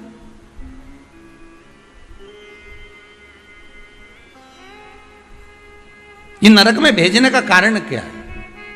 भाई व्यक्ति गरुड़ पुराण के हिसाब से नरक कब भोगता है कि आपने अगर किसी के यहाँ चोरी कर लिया, आपने अगर किसी के यहाँ कपट कर लिया, किसी को मार दिया, किसी को अपशब्द कह दिया, ताने दे दिए, गालियां दे दी, और कहीं चोरी आदि कर्म कर लिया, कोई लूटपाट कर ली, किसी का धन खा गए, किसी का वैभव खा गए, किसी की सत्ता खा गए, किसी के रूप में किसी को दुख दिया, तकलीफ दी, तो आपको नरक भोगना पड़ेगा। ये गरुड़ पुराण कहती है।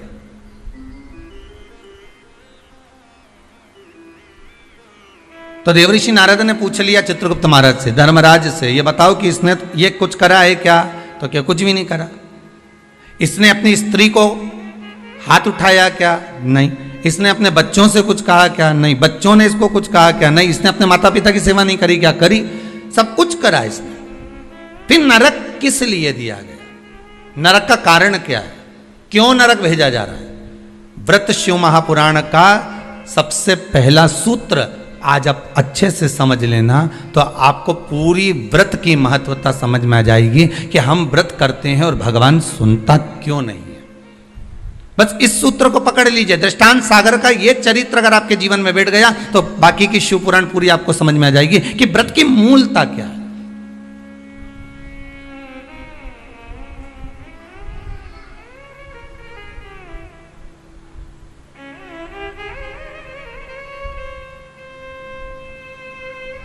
कारण क्या हो सकता है? देवऋषि नारद ने पूछा तो धर्मराज बोले बस केवल एक कारण है। कौन सा? जब ये बैठता था इस शरीर के द्वारा इसने कोई बेकार काम नहीं करा। इस शरीर के द्वारा ये कोई किसी को कपट नहीं करा, किसी का धन नहीं खाया, वैभव नहीं करा खाया, किसी को अपशब्द नहीं करा। इस शरीर के द्वारा कुछ नहीं करा इसने। फिर बचा काहे से था? तो कहा इस इंद्री के द्वारा, मन के द्वारा। क्या करा मन से? तो क्या मन के द्वारा ये जहां बैठता था वहां मन में सोच लेता था कि ये कितना बेकार व्यक्ति है, इसके साथ तो ऐसा हो जाना चाहिए, इसके यहाँ कितना वैभव इकट्ठा हो गया, इतना धन एकत्रित हो गया होगा, तो ये धन का करेगा क्या, इसके यहाँ तो ऐसा होना चाहिए कि डाका डल जाना चाहिए। इसने विचार करा, फिर विचार आया कि बताओ कितनी सुंदर स्त्री है, कितनी सुंदर नारी है, इतनी सुंदर नारी तो मेरे साथ में होना चाहिए थी।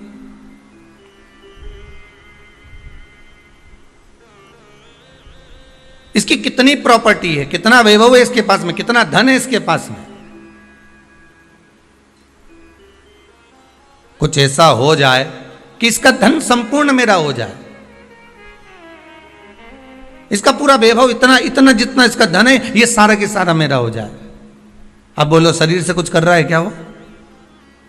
जितने आस्था पर सुन रहे हो, जितने फेसबुक यूट्यूब पर सुन रहे हो, दिल से बोलना, उसने शरीर से कुछ करा? नहीं। शरीर से कोई चोरी करी? नहीं। शरीर से किसी को मारा? नहीं।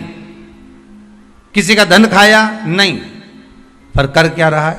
मन से उसके जो विकार उत्पन्न हो रहा है, मन से जो विचार उत्पन्न हो रहा है, मन से वो जो गलत सोच रहा है, मन से जो उसके विचार धारणा चल रही, मन चित्तवृत्ति से जो गलत विचार उसकी दृष्टि में आ रहा है, बस वो गलत उसको नरक की ओर ले जा रहा। अब तुमने व्रत तो करा,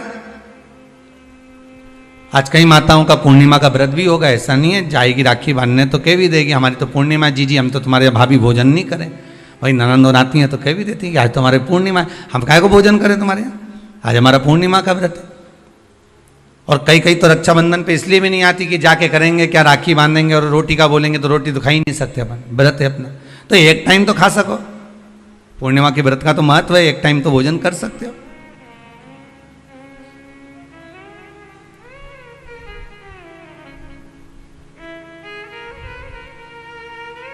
अब तुमने व्रत तो करा, खूब जोरदार व्रत करा, सुबह से लेकर शाम तक कुछ नहीं खाया, कुछ भी नहीं खाया, पर ये मन बार बार अगर दौड़ कर कहीं चले गया, डब्बे में सब लोग भोजन कर रहे थे और सभी लोग प्रसाद को पा रहे थे, सभी लोगों के मन में भाव आया कि कितना सुंदर भोजन बना है, आज तो बाफला एक नंबर का बना है, आज बाटी तो बहुत जोरदार बनी। अब तुमने बनाई तो जीजी के लिए ही थी, ननंद के लिए थी, घर में बेटी के लिए थी, और आज तो मेहमान आया ना, भांजा ने भांजी ने सबके लिए बनाया, और मालूम पड़े ननंद आके कह दे कि नहीं हमारा तो आज श्रावण की पूर्णिमा का व्रत है, आज हम कुछ खाएंगे ही नहीं। अब तुमने बाटी तो बना दी, बाफला तो बना दिया, पूरन पोली तो बना दी, तुमने आज आलू बड़ा तो बना दिया, सब्जी पकौड़ा मंगोड़ा सब बना दिया तुमने, पर बेचारी वो बहन भले राखी बांध रही है, भले वो माँ आई हुई है, उसका व्रत भी है, पर उसकी जो मन है ना थोड़ा सा वो बाफले में तो जरूर जाए, वो बाटी में तो अटकेगा थोड़ा ना। अब आई और माँ भी कह रही है, बार बार मम्मी कह रही है, बार बार माता जी कह रही है, अरे बेटा ले एक व्रत छोड़ दे, ले थोड़ा, या तू एक टाइम खा लेती यहीं, तो मन में भी सोच के बैठी, हाँ विचार तो है कि एक टाइम खाना तो है, तो घर जाके खाऊं कि यहीं खाऊं, अरे यहीं खा लूंगी मना नहीं है, पर बाफला पूरा ठंडा हो जाएगा ना शाम तक तो। अब चित्तवृत्ति में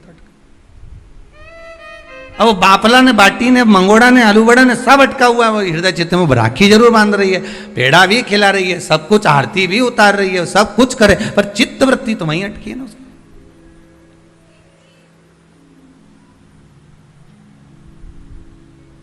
इसलिए शायद लोग भजन में गाते हैं,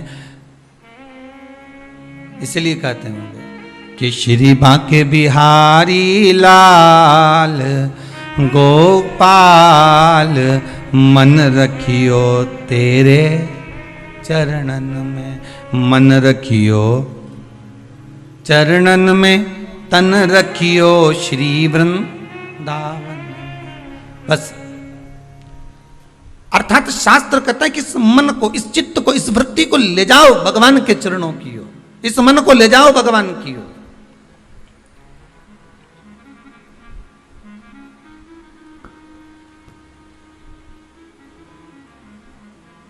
ये तो जम के नहीं। बेटा बेटी बहू पोता पोती जमाई, ये जितने भी हैं ना, अगर कोई बीमार पड़ जाए, किसी को कष्ट हो जाए, किसी को कोई बीमारी लग जाए, कोई तकलीफ हो जाए, तो घर की मां सुखी रह सकती है क्या? नहीं। माता को तो दुख हो जाएगा, मेरा बेटा, मेरी बहू, मेरी बेटी, मेरा जमाई, मेरा पोती पोता, मेरा नाती पंती, मेरा भांजा, ये मां दुखी हो जाएगी। ये मन आत्मा, ये मन जो है ना, ये मां ही है। शरीर अगर कष्ट में आ गया तो इस मन में कुछ होगा?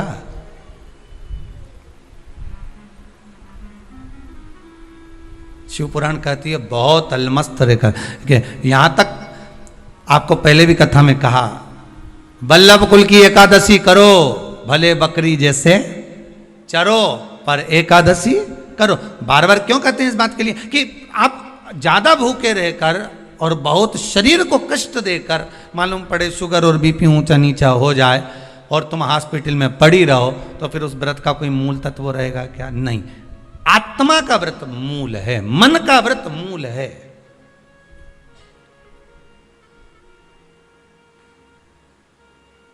कोई तुमसे के ऐसा व्रत है जिस व्रत में तुम्हें सोने का हंडा मिलेगा, सोने का मटका मिलेगा, पर एक बात याद रखना, 5 दिन तक कुछ ना तो खाना है, ना पानी पीना है, ना कुछ, ध्यान रख, बस एक जगह पर पड़। अब ऐसा हंडा पाकर भी क्या करो कि सोने का हंडा तो घर में आए और तुम ऊपर जाओ। अब ऐसा हंडा पाकर भी क्या करोगे? अब मालूम पड़े सोने का हंडा तो आ गया घर के अंदर और तुम चल दिए ऊपर। अब क्या ऊपर से आओगे नीचे खर्च करने के लिए सोने का हंडा का माल? नहीं चाहिए। प्रथम सुख निरोगी काया, द्वितीय सुख घर में माया। ये दूसरे नंबर पर आती है माया। दूसरे नंबर पर आता है धन, संपदा, सत्ता, वैभव, ये दूसरे नंबर पर है। अभी बीच में जब ये कोरोना महामारी का कहर चल रहा था, अब तो थोड़ा बाबा की कृपा है विश्वनाथ की कि आप धीरे धीरे धीरे धीरे कोरोना महामारी धीरे धीरे जा रही। ये शंकर की कृपा मान लो। पर बीच में जब कोरोना महामारी का दूसरा जो लहर चालू हुई थी, उस लहर में आपने सुना होगा कि ना जाने वो कहाँ के विधायक थे, तो वो मालूम पड़े चले गए। फिर अखबार में देखा, टीवी में देखा कि वहाँ का मंत्री थे या विधायक थे, वो चले गए, कहीं कोई चले गया। अब विचार करो जरा, एक विचार करना कि कितना रुपया चुनाव में खर्च करा होगा, कितना धन लगाया होगा, कितना अनाप शनाप पैसा लगाया होगा, और जीत हासिल हो गई, और जीत मिल भी गई, और उसके बाद ये कोरोना महामारी में चले गए। अब बताओ ईमानदारी से, तो हंडे का करोगे क्या? अब वो सोने का अंडा का कोई काम है?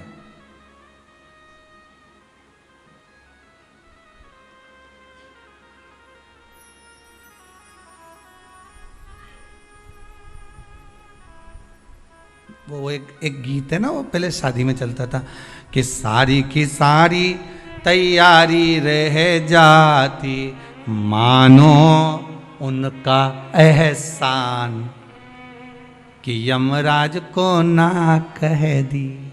नहीं तो मालूम पड़े सब जोड़ के रखा, धन वैभव संपदा सत्ता सब आ गई तुम्हारे पास में, और मालूम पड़े इतने में वो हाँ करके भेज दे यमराज को, जा उठा ला, और सब धरा की धरा रह जा। क्या करो उसका? फिर वो वैभव, वो धन, वो दौलत, वो संपदा, वो सत्ता का क्या करोगे?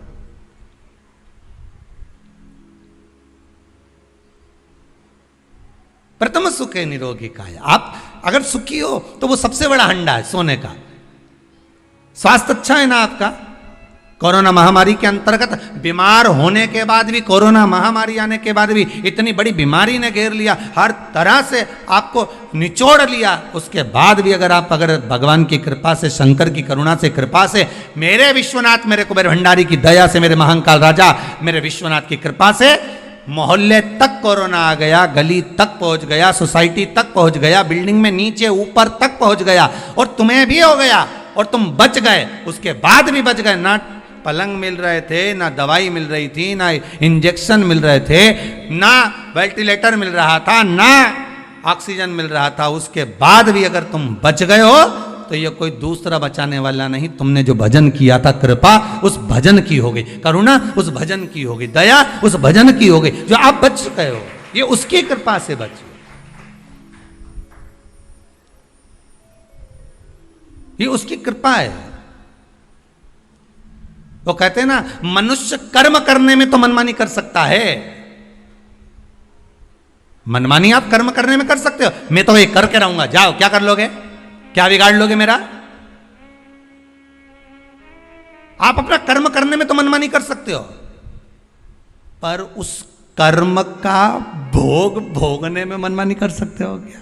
नहीं, वो तो फिर जो लिख दिया है उसको तो भोगना पड़ेगा, जो कर्म का फल मिल रहा है उसको तो भोगना है, उसमें कोई मनमानी नहीं है भाई। आप यहाँ चॉइस ला सकते हो कि मेरे को ये खाना है, मेरे को ये पहनना है, मुझे ये करना है, पर ऊपर जाने के बाद कोई चॉइस चलेगी क्या? नहीं, मैं तो एसी का रूम में ही सोऊंगा, बेकुंठ में ही सोऊंगा, नहीं जाना मुझे नरक, मैं झगड़ा करके बता दे, जा लड़ ले।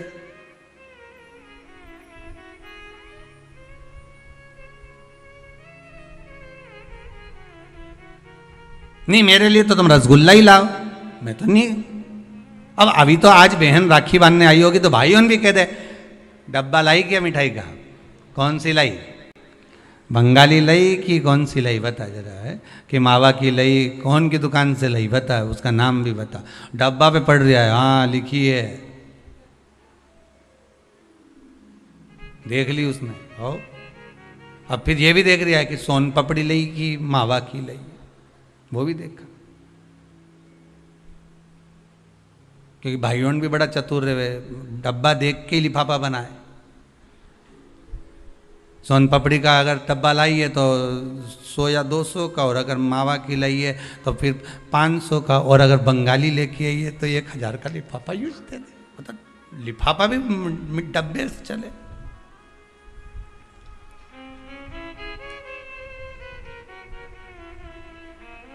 और वो फिर बहन लेके आती है ना, नारियल लाती है, श्रीफल, श्रीफल गोला नहीं, नारियल का सूखा गोला नहीं, क्या लाती है? श्रीफल। गोला तो आजकल फैशन का हो गया, नारियल का गोला तो फैशन है, क्योंकि नारियल लेके जाएंगे, नारियल 10 रुपए का है, भाई को लगना चाहिए कि कोई वीआईपी चीज लाई, इसलिए नारियल का गोला लिया।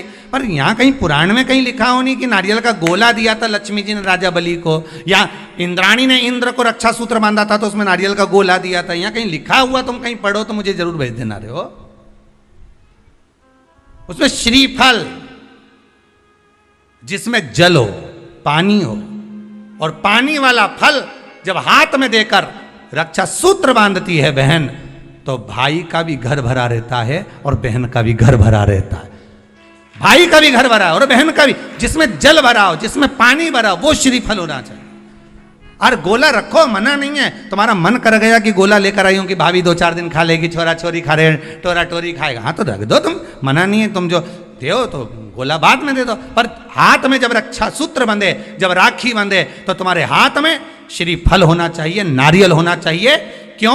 पहले की कथा में आप स्मरण करेंगे, जो हमने मुंबई में स्कंद पुराण वाची थी, उसमें वर्णन किया था, श्रीफल कार्तिकेय बाबा का प्रतीक है, श्रीफल संत का प्रतीक है, स्कंद का प्रतीक है। आप नारियल का गोला दो, 50 बार दो, 10-10, 20-20 गोले दे दो, 50-50 गोले दे दो, मना नहीं है, हैं 2-4-8 झोला भर के दे दो, हम वो भी मना नहीं करे, 1 बोरा भर के दे दो, उसका मना नहीं, पर श्रीफल की मूलता है, यहाँ नारियल का जो श्रीफल है उसकी मूलता है। और कितनी सुंदर बात है, नारियल जो बहन भाई को देती है श्रीफल, हाथ भरा हुआ रखती है, भाई को बहन जब श्रीफल देती है तो भाई वही श्रीफल अपनी बहन को कुछ दक्षिणा अर्थात कुछ रुपया रखकर, कुछ भेंट रखकर, कुछ स्वरूप रखकर, जब बहन इतनी दूर से आई वही श्रीफल भाई फिर बहन को दे देता है, ये ले तू ले जा, तू रख ले। पर बहन उस श्रीफल को लेकर नहीं जाती है। बहन क्या कहती है, नहीं नहीं तुझे रखना पड़ेगा, तू रख। तो दो चीज में से जब श्रीफल भाई भेंट रख कर देता है अपनी बहन को, तो बहन श्रीफल वहीं भाई के घर छोड़ देती है, भेंट का कुछ भाग लेकर चल देती है। ये बहन का प्रभाव। रक्षा सूत्र को लोगों ने बिगाड़ दिया। आज के जमाने में तो रक्षाबंधन का भी महत्व लोग नहीं जानते कि कैसे रक्षा सूत्र बनना चाहिए, कैसे रक्षाबंधन होना चाहिए। उसका भी विशेष महत्व होता है भाई, उसकी भी मूलता होती है। और एक बात कहूंगा आज रक्षाबंधन पर, आपको अच्छी लगे तो आप स्वीकार करना, ना लगे तो आप छोड़ देना। वैसे भी सीओर वाला महाराज ताड़ी तड़ी बोले ही बोले है, उसमें क्या दिक्कत। तो बोलने में तो कोई पीछे हटूंगा नहीं। एक निवेदन आप सबसे करूंगा, आपको अच्छा लगे अपने जीवन में उतारिएगा, ना लगे कोई बात नहीं, छोड़ दीजिएगा, पर उतारना जरूर।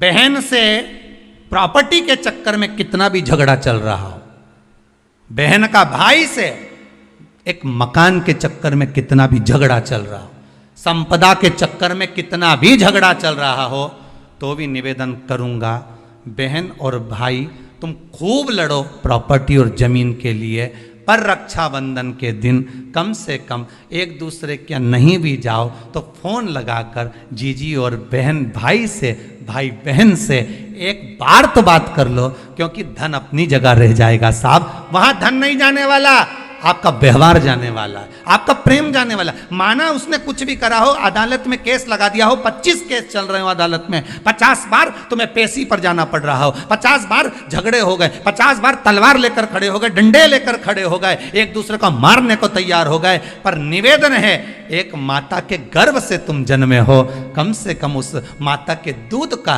फर्ज अदा करो। और एक बार कितना भी झगड़ा हुआ हो, इस आस्था चैनल के माध्यम से आज रक्षाबंधन के दिन भले राखी बंधवाओ मत बंधवाओ, पर एक फोन लगाकर तो पूछ लो, जीजी कैसी है, कब आएगी बता। या बहन भाई को कह दे रे कैसा है, भूल गया क्या मुझे, भाई भी कह दे। लड़ाई की बात मत करना, आज के दिन बस प्रेम की बात करना कि कम से कम बहन का फोन तो आया।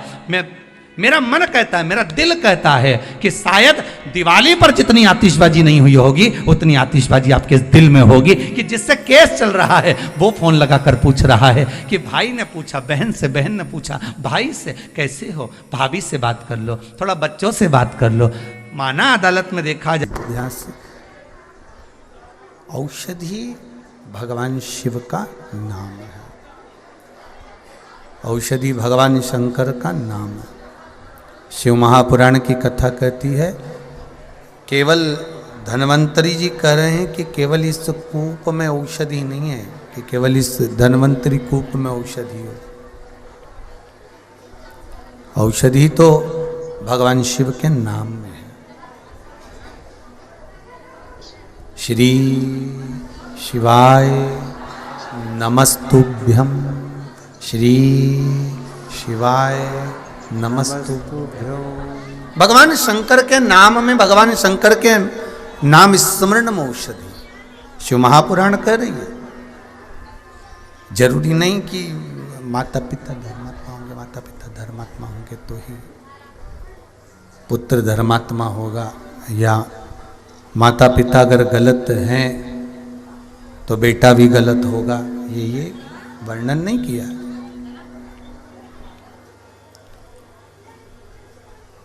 शिव महापुराण की कथा कह रही है, देवराज ब्राह्मण की जो माताजी थी वो जल भरकर बेलपत्री के वृक्ष का सींचन कर कर शंकर जी पे जल समर्पित करती, और शंकर जी को जल समर्पित कर कर तब भगवान शिव भक्ति का स्मरण करते।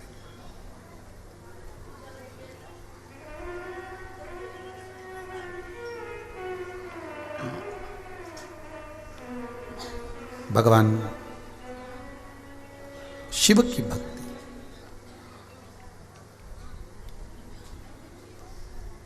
भिक्षुक को तो उड़ा दिया कम्मल और कुत्ते पे डाल दिया पानी। अब बोलो नानी क्या होगा तुम्हारा?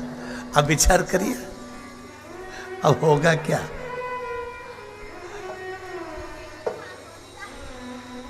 एक तरफ तो हमने कह दिया कि हमने बहुत सारा पुण्य करा, पर पाप की श्रृंखला और पुण्य की श्रृंखला दोनों की पट्टियां अगर खोली जाएगी ना महाराज,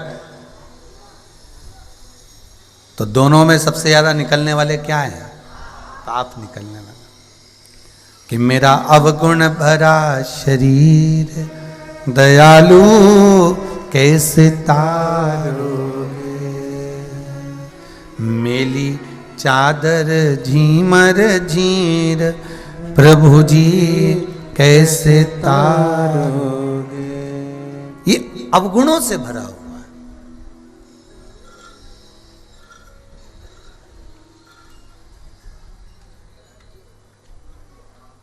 मत देओ किसी को एक कम्मल, मत दो, पर निवेदन इतना सा है कि किसी का कम्मल भी मत छुड़ाओ, मत दो आप किसी को।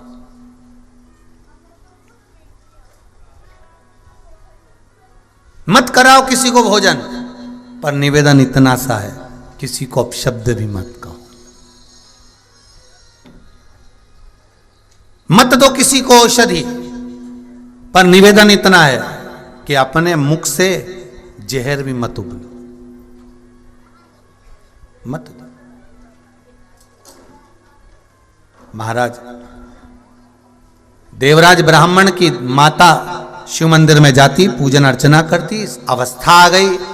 दोनों देवराज ब्राह्मण के माता और पिता दोनों धर्मात्मा थे। अब विचार करिएगा जरा कि ये दोनों धर्मात्मा थे तो देवराज को भी धर्मात्मा पैदा होना था।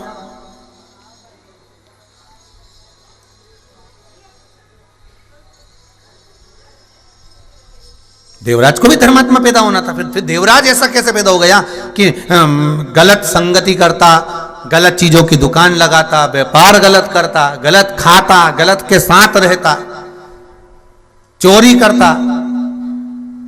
वो तो एक काम उसने अच्छा कर दिया था कि चोरी का सामान लेके शंकर जी के मंदिर में चले गया था और शिव जी के मंदिर में जाकर, शंकर जी के मंदिर में जाकर शिव पुराण की कथा चल रही थी। शंकर जी की उस पावन कथा को थोड़ा सा श्रवण कर लिया था और थोड़ा सा श्रवण कर कर उसने अपनी जिंदगी में बस वही थोड़ा सा पुण्य करा था। अच्छा, कहते हैं कि बुखार आ रहा था, ठंड लग रही थी, इसलिए मंदिर में जाकर छुपा था, भले छुपा था। माता पिता के द्वारा किया गया पुण्य सत्कर्म कहीं ना कहीं हमारे सामने आकर खड़े हो जाता है। ये बात का ध्यान रखना। आप जो सोमवार का व्रत करते हो, पशुपति व्रत करते हो, पूजन करते हो, अर्चना करते हो, सेवा करते हो, चाकरी करते हो, निवेदन करते हो, शिव मंदिर में जाकर एक लोटा पानी चढ़ाते हो, शंकर जी को एक बेलपत्र चढ़ाते हो, ये खाली नहीं जाता, कभी खाली नहीं जाएगा। आपका चढ़ाया हुआ एक लोटा जल, एक बेलपत्र, एक चावल का दाना, एक पुष्प आपके सामने कब आकर खड़ा होगा आपको मालूम नहीं पड़ पाएगा। विपदा की घड़ी में सम्मुख में आ जाएगा, सम्मुख में। आप जाओ तो शिव के द्वार, आप पहुंचो तो शंकर की चौखट पर, शंकर के दरवाजे पर, शंकर के दरवाजे पर आप पहुंचो तो, शिव की चौखट पर आप जाइए तो, शंकर के भवन की ओर बढ़ो तो। महाराज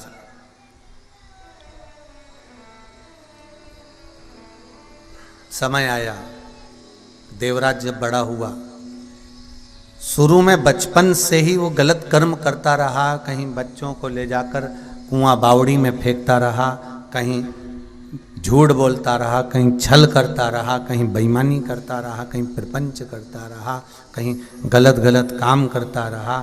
और आखिरी में जब सब काम गलत करते करते करते करते करते करते करते अंतिम में जब समय आया, फिर इसका जो है मंगल विवाह हो गया, और जिससे विवाह हुआ उस कन्या का नाम था शोभावती। क्या नाम था कन्या का? शोभावती। अच्छा, कई कई के नाम रहते तो अच्छे हैं भगवान की कृपा से कि ये शोभावती है, कितना जोरदार नाम है, ईमानदारी से बोले शोभावती। पर इनके क्या मालूम था कि केवल शोभा बढ़ाएगी, केवल शोभा। अब नाम तो रखा है शोभावती, नाम भी रखा है।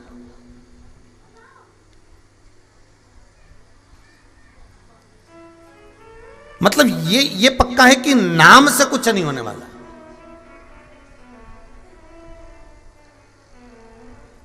अब एक व्यक्ति का नाम था अमीर चंद, सुबह सुबह डलिया में उठा रहा हो तो गोबर,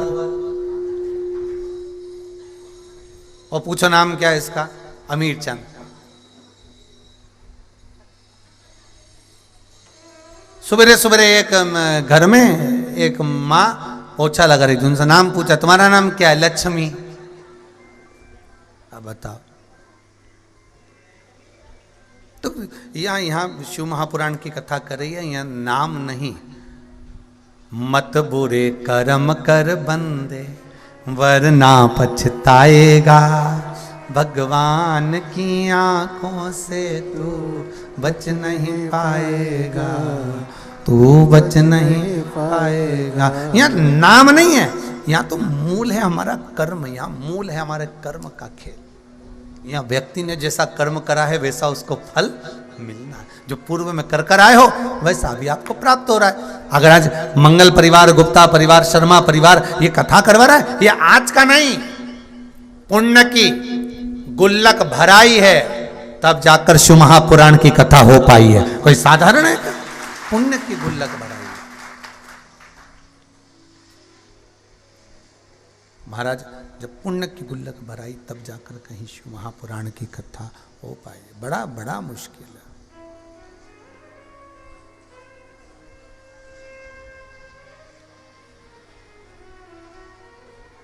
धर्मपत्नी मिल गई शोभावती, और शोभावती धर्मपत्नी जब मिली, महाराज शिव पुराण की कथा कहती है जैसा ये था भगवान की कृपा से ऐसी ही जगदम्बा मिली। एक वो होती है जो अपने पति को सत्कर्म की ओर लेकर जाती है, और कहीं कहीं की एक ऐसी आ जाती है जो सास ससुर अगर दान कर रहे हो, पुण्य कर रहे हो, सत्कर्म कर रहे हो, कथा भागवत करा रहे हो, स्मरण करा रहे हो, सत्यनारायण जी का पूजन करा रहे हो, मंदिर देवालय में जाकर अभिषेक पूजन कर रहे हो, तो एक अपने पति से कह देती है तुम्हारी मां के पास कोई काम नहीं, फालतू का चूना लगाना केवल, बस दिन भर वासियोर वाला महाराज और तुम्हारी अम्मा कथा ही सुनती रहे, और महाराज जी बताते रहे और ये करती रहे बस। अरे उस माँ के चरण पकड़कर धोख लगाना कि ना जाने कौन सा काल आने वाला था, उसने जाकर एक लोटा पानी शिव जी को चढ़ाया था, उससे वो काल टल गया था। उसको धन्यवाद देना, भगवान शंकर से जाकर निवेदन करना, विनती करना कि वाह मेरे घर के लोगों ने जो पानी चढ़ाया, जो फूल चढ़ाया, जो पुष्प चढ़ाया, जो बेलपत्र चढ़ाई, उसका सुख हमें प्राप्त हुआ। उनको जाकर निवेदन करो।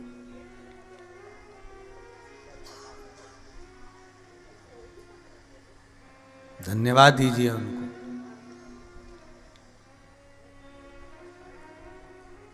मेरा निवेदन रहा है माताओं से, आज फिर करता हूं निवेदन आप सबसे,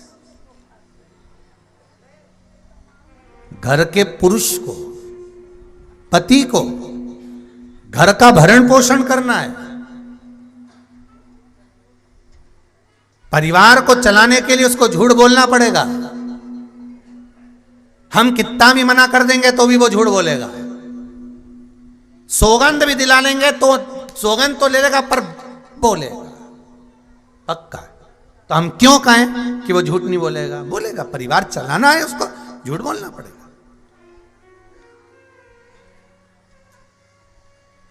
थोड़ा ना थोड़ा दुकान करेगा, व्यापार करेगा, काम करेगा, नौकरी करेगा, सर्विस करेगा, तो कपट भी करेगा। बोलो रे जी जी सही है कि गलत है? करना तो पड़ेगा, परिवार पालना है तो करना पड़ेगा। हम बोल भी दें तो हाँ थोड़ा वो सुधर जाएगा, पर करेगा। छल भी करेगा, बेईमानी भी करेगा, प्रपंचा भी करेगा, सब कुछ करेगा, पर जो कमाई वो कर कर लाएगा, वो कमाई कर कर लाने के बाद घर में लेकर आएगा। कहाँ लेकर आएगा? घर में। और घर में लेकर आएगा, तुम्हारे पास आएगा, तो तुम एक काम कर सकती हो कि उसने झूठ बोला, प्रपंच करा, बेईमानी करी, छल करा, जो करा उसने करा। घर के बेटों ने जैसा कमाया, घर के बच्चों ने जिस तरह से कमाया, उन्हें कमाने दो। बस बीच बीच में कहते रहो बेटा गलत मार्ग पर मत जाना, सत्य के मार्ग पर चलना, अच्छा कर्म करना, बेईमानी नहीं करना, किसी का दिल नहीं दुखाना। और वो कमाई कर कर लेकर आए, उसकी कमाई में से थोड़ा सा धन निकाल कर पत्नी को, धर्म पत्नी का फर्ज अदा करना है और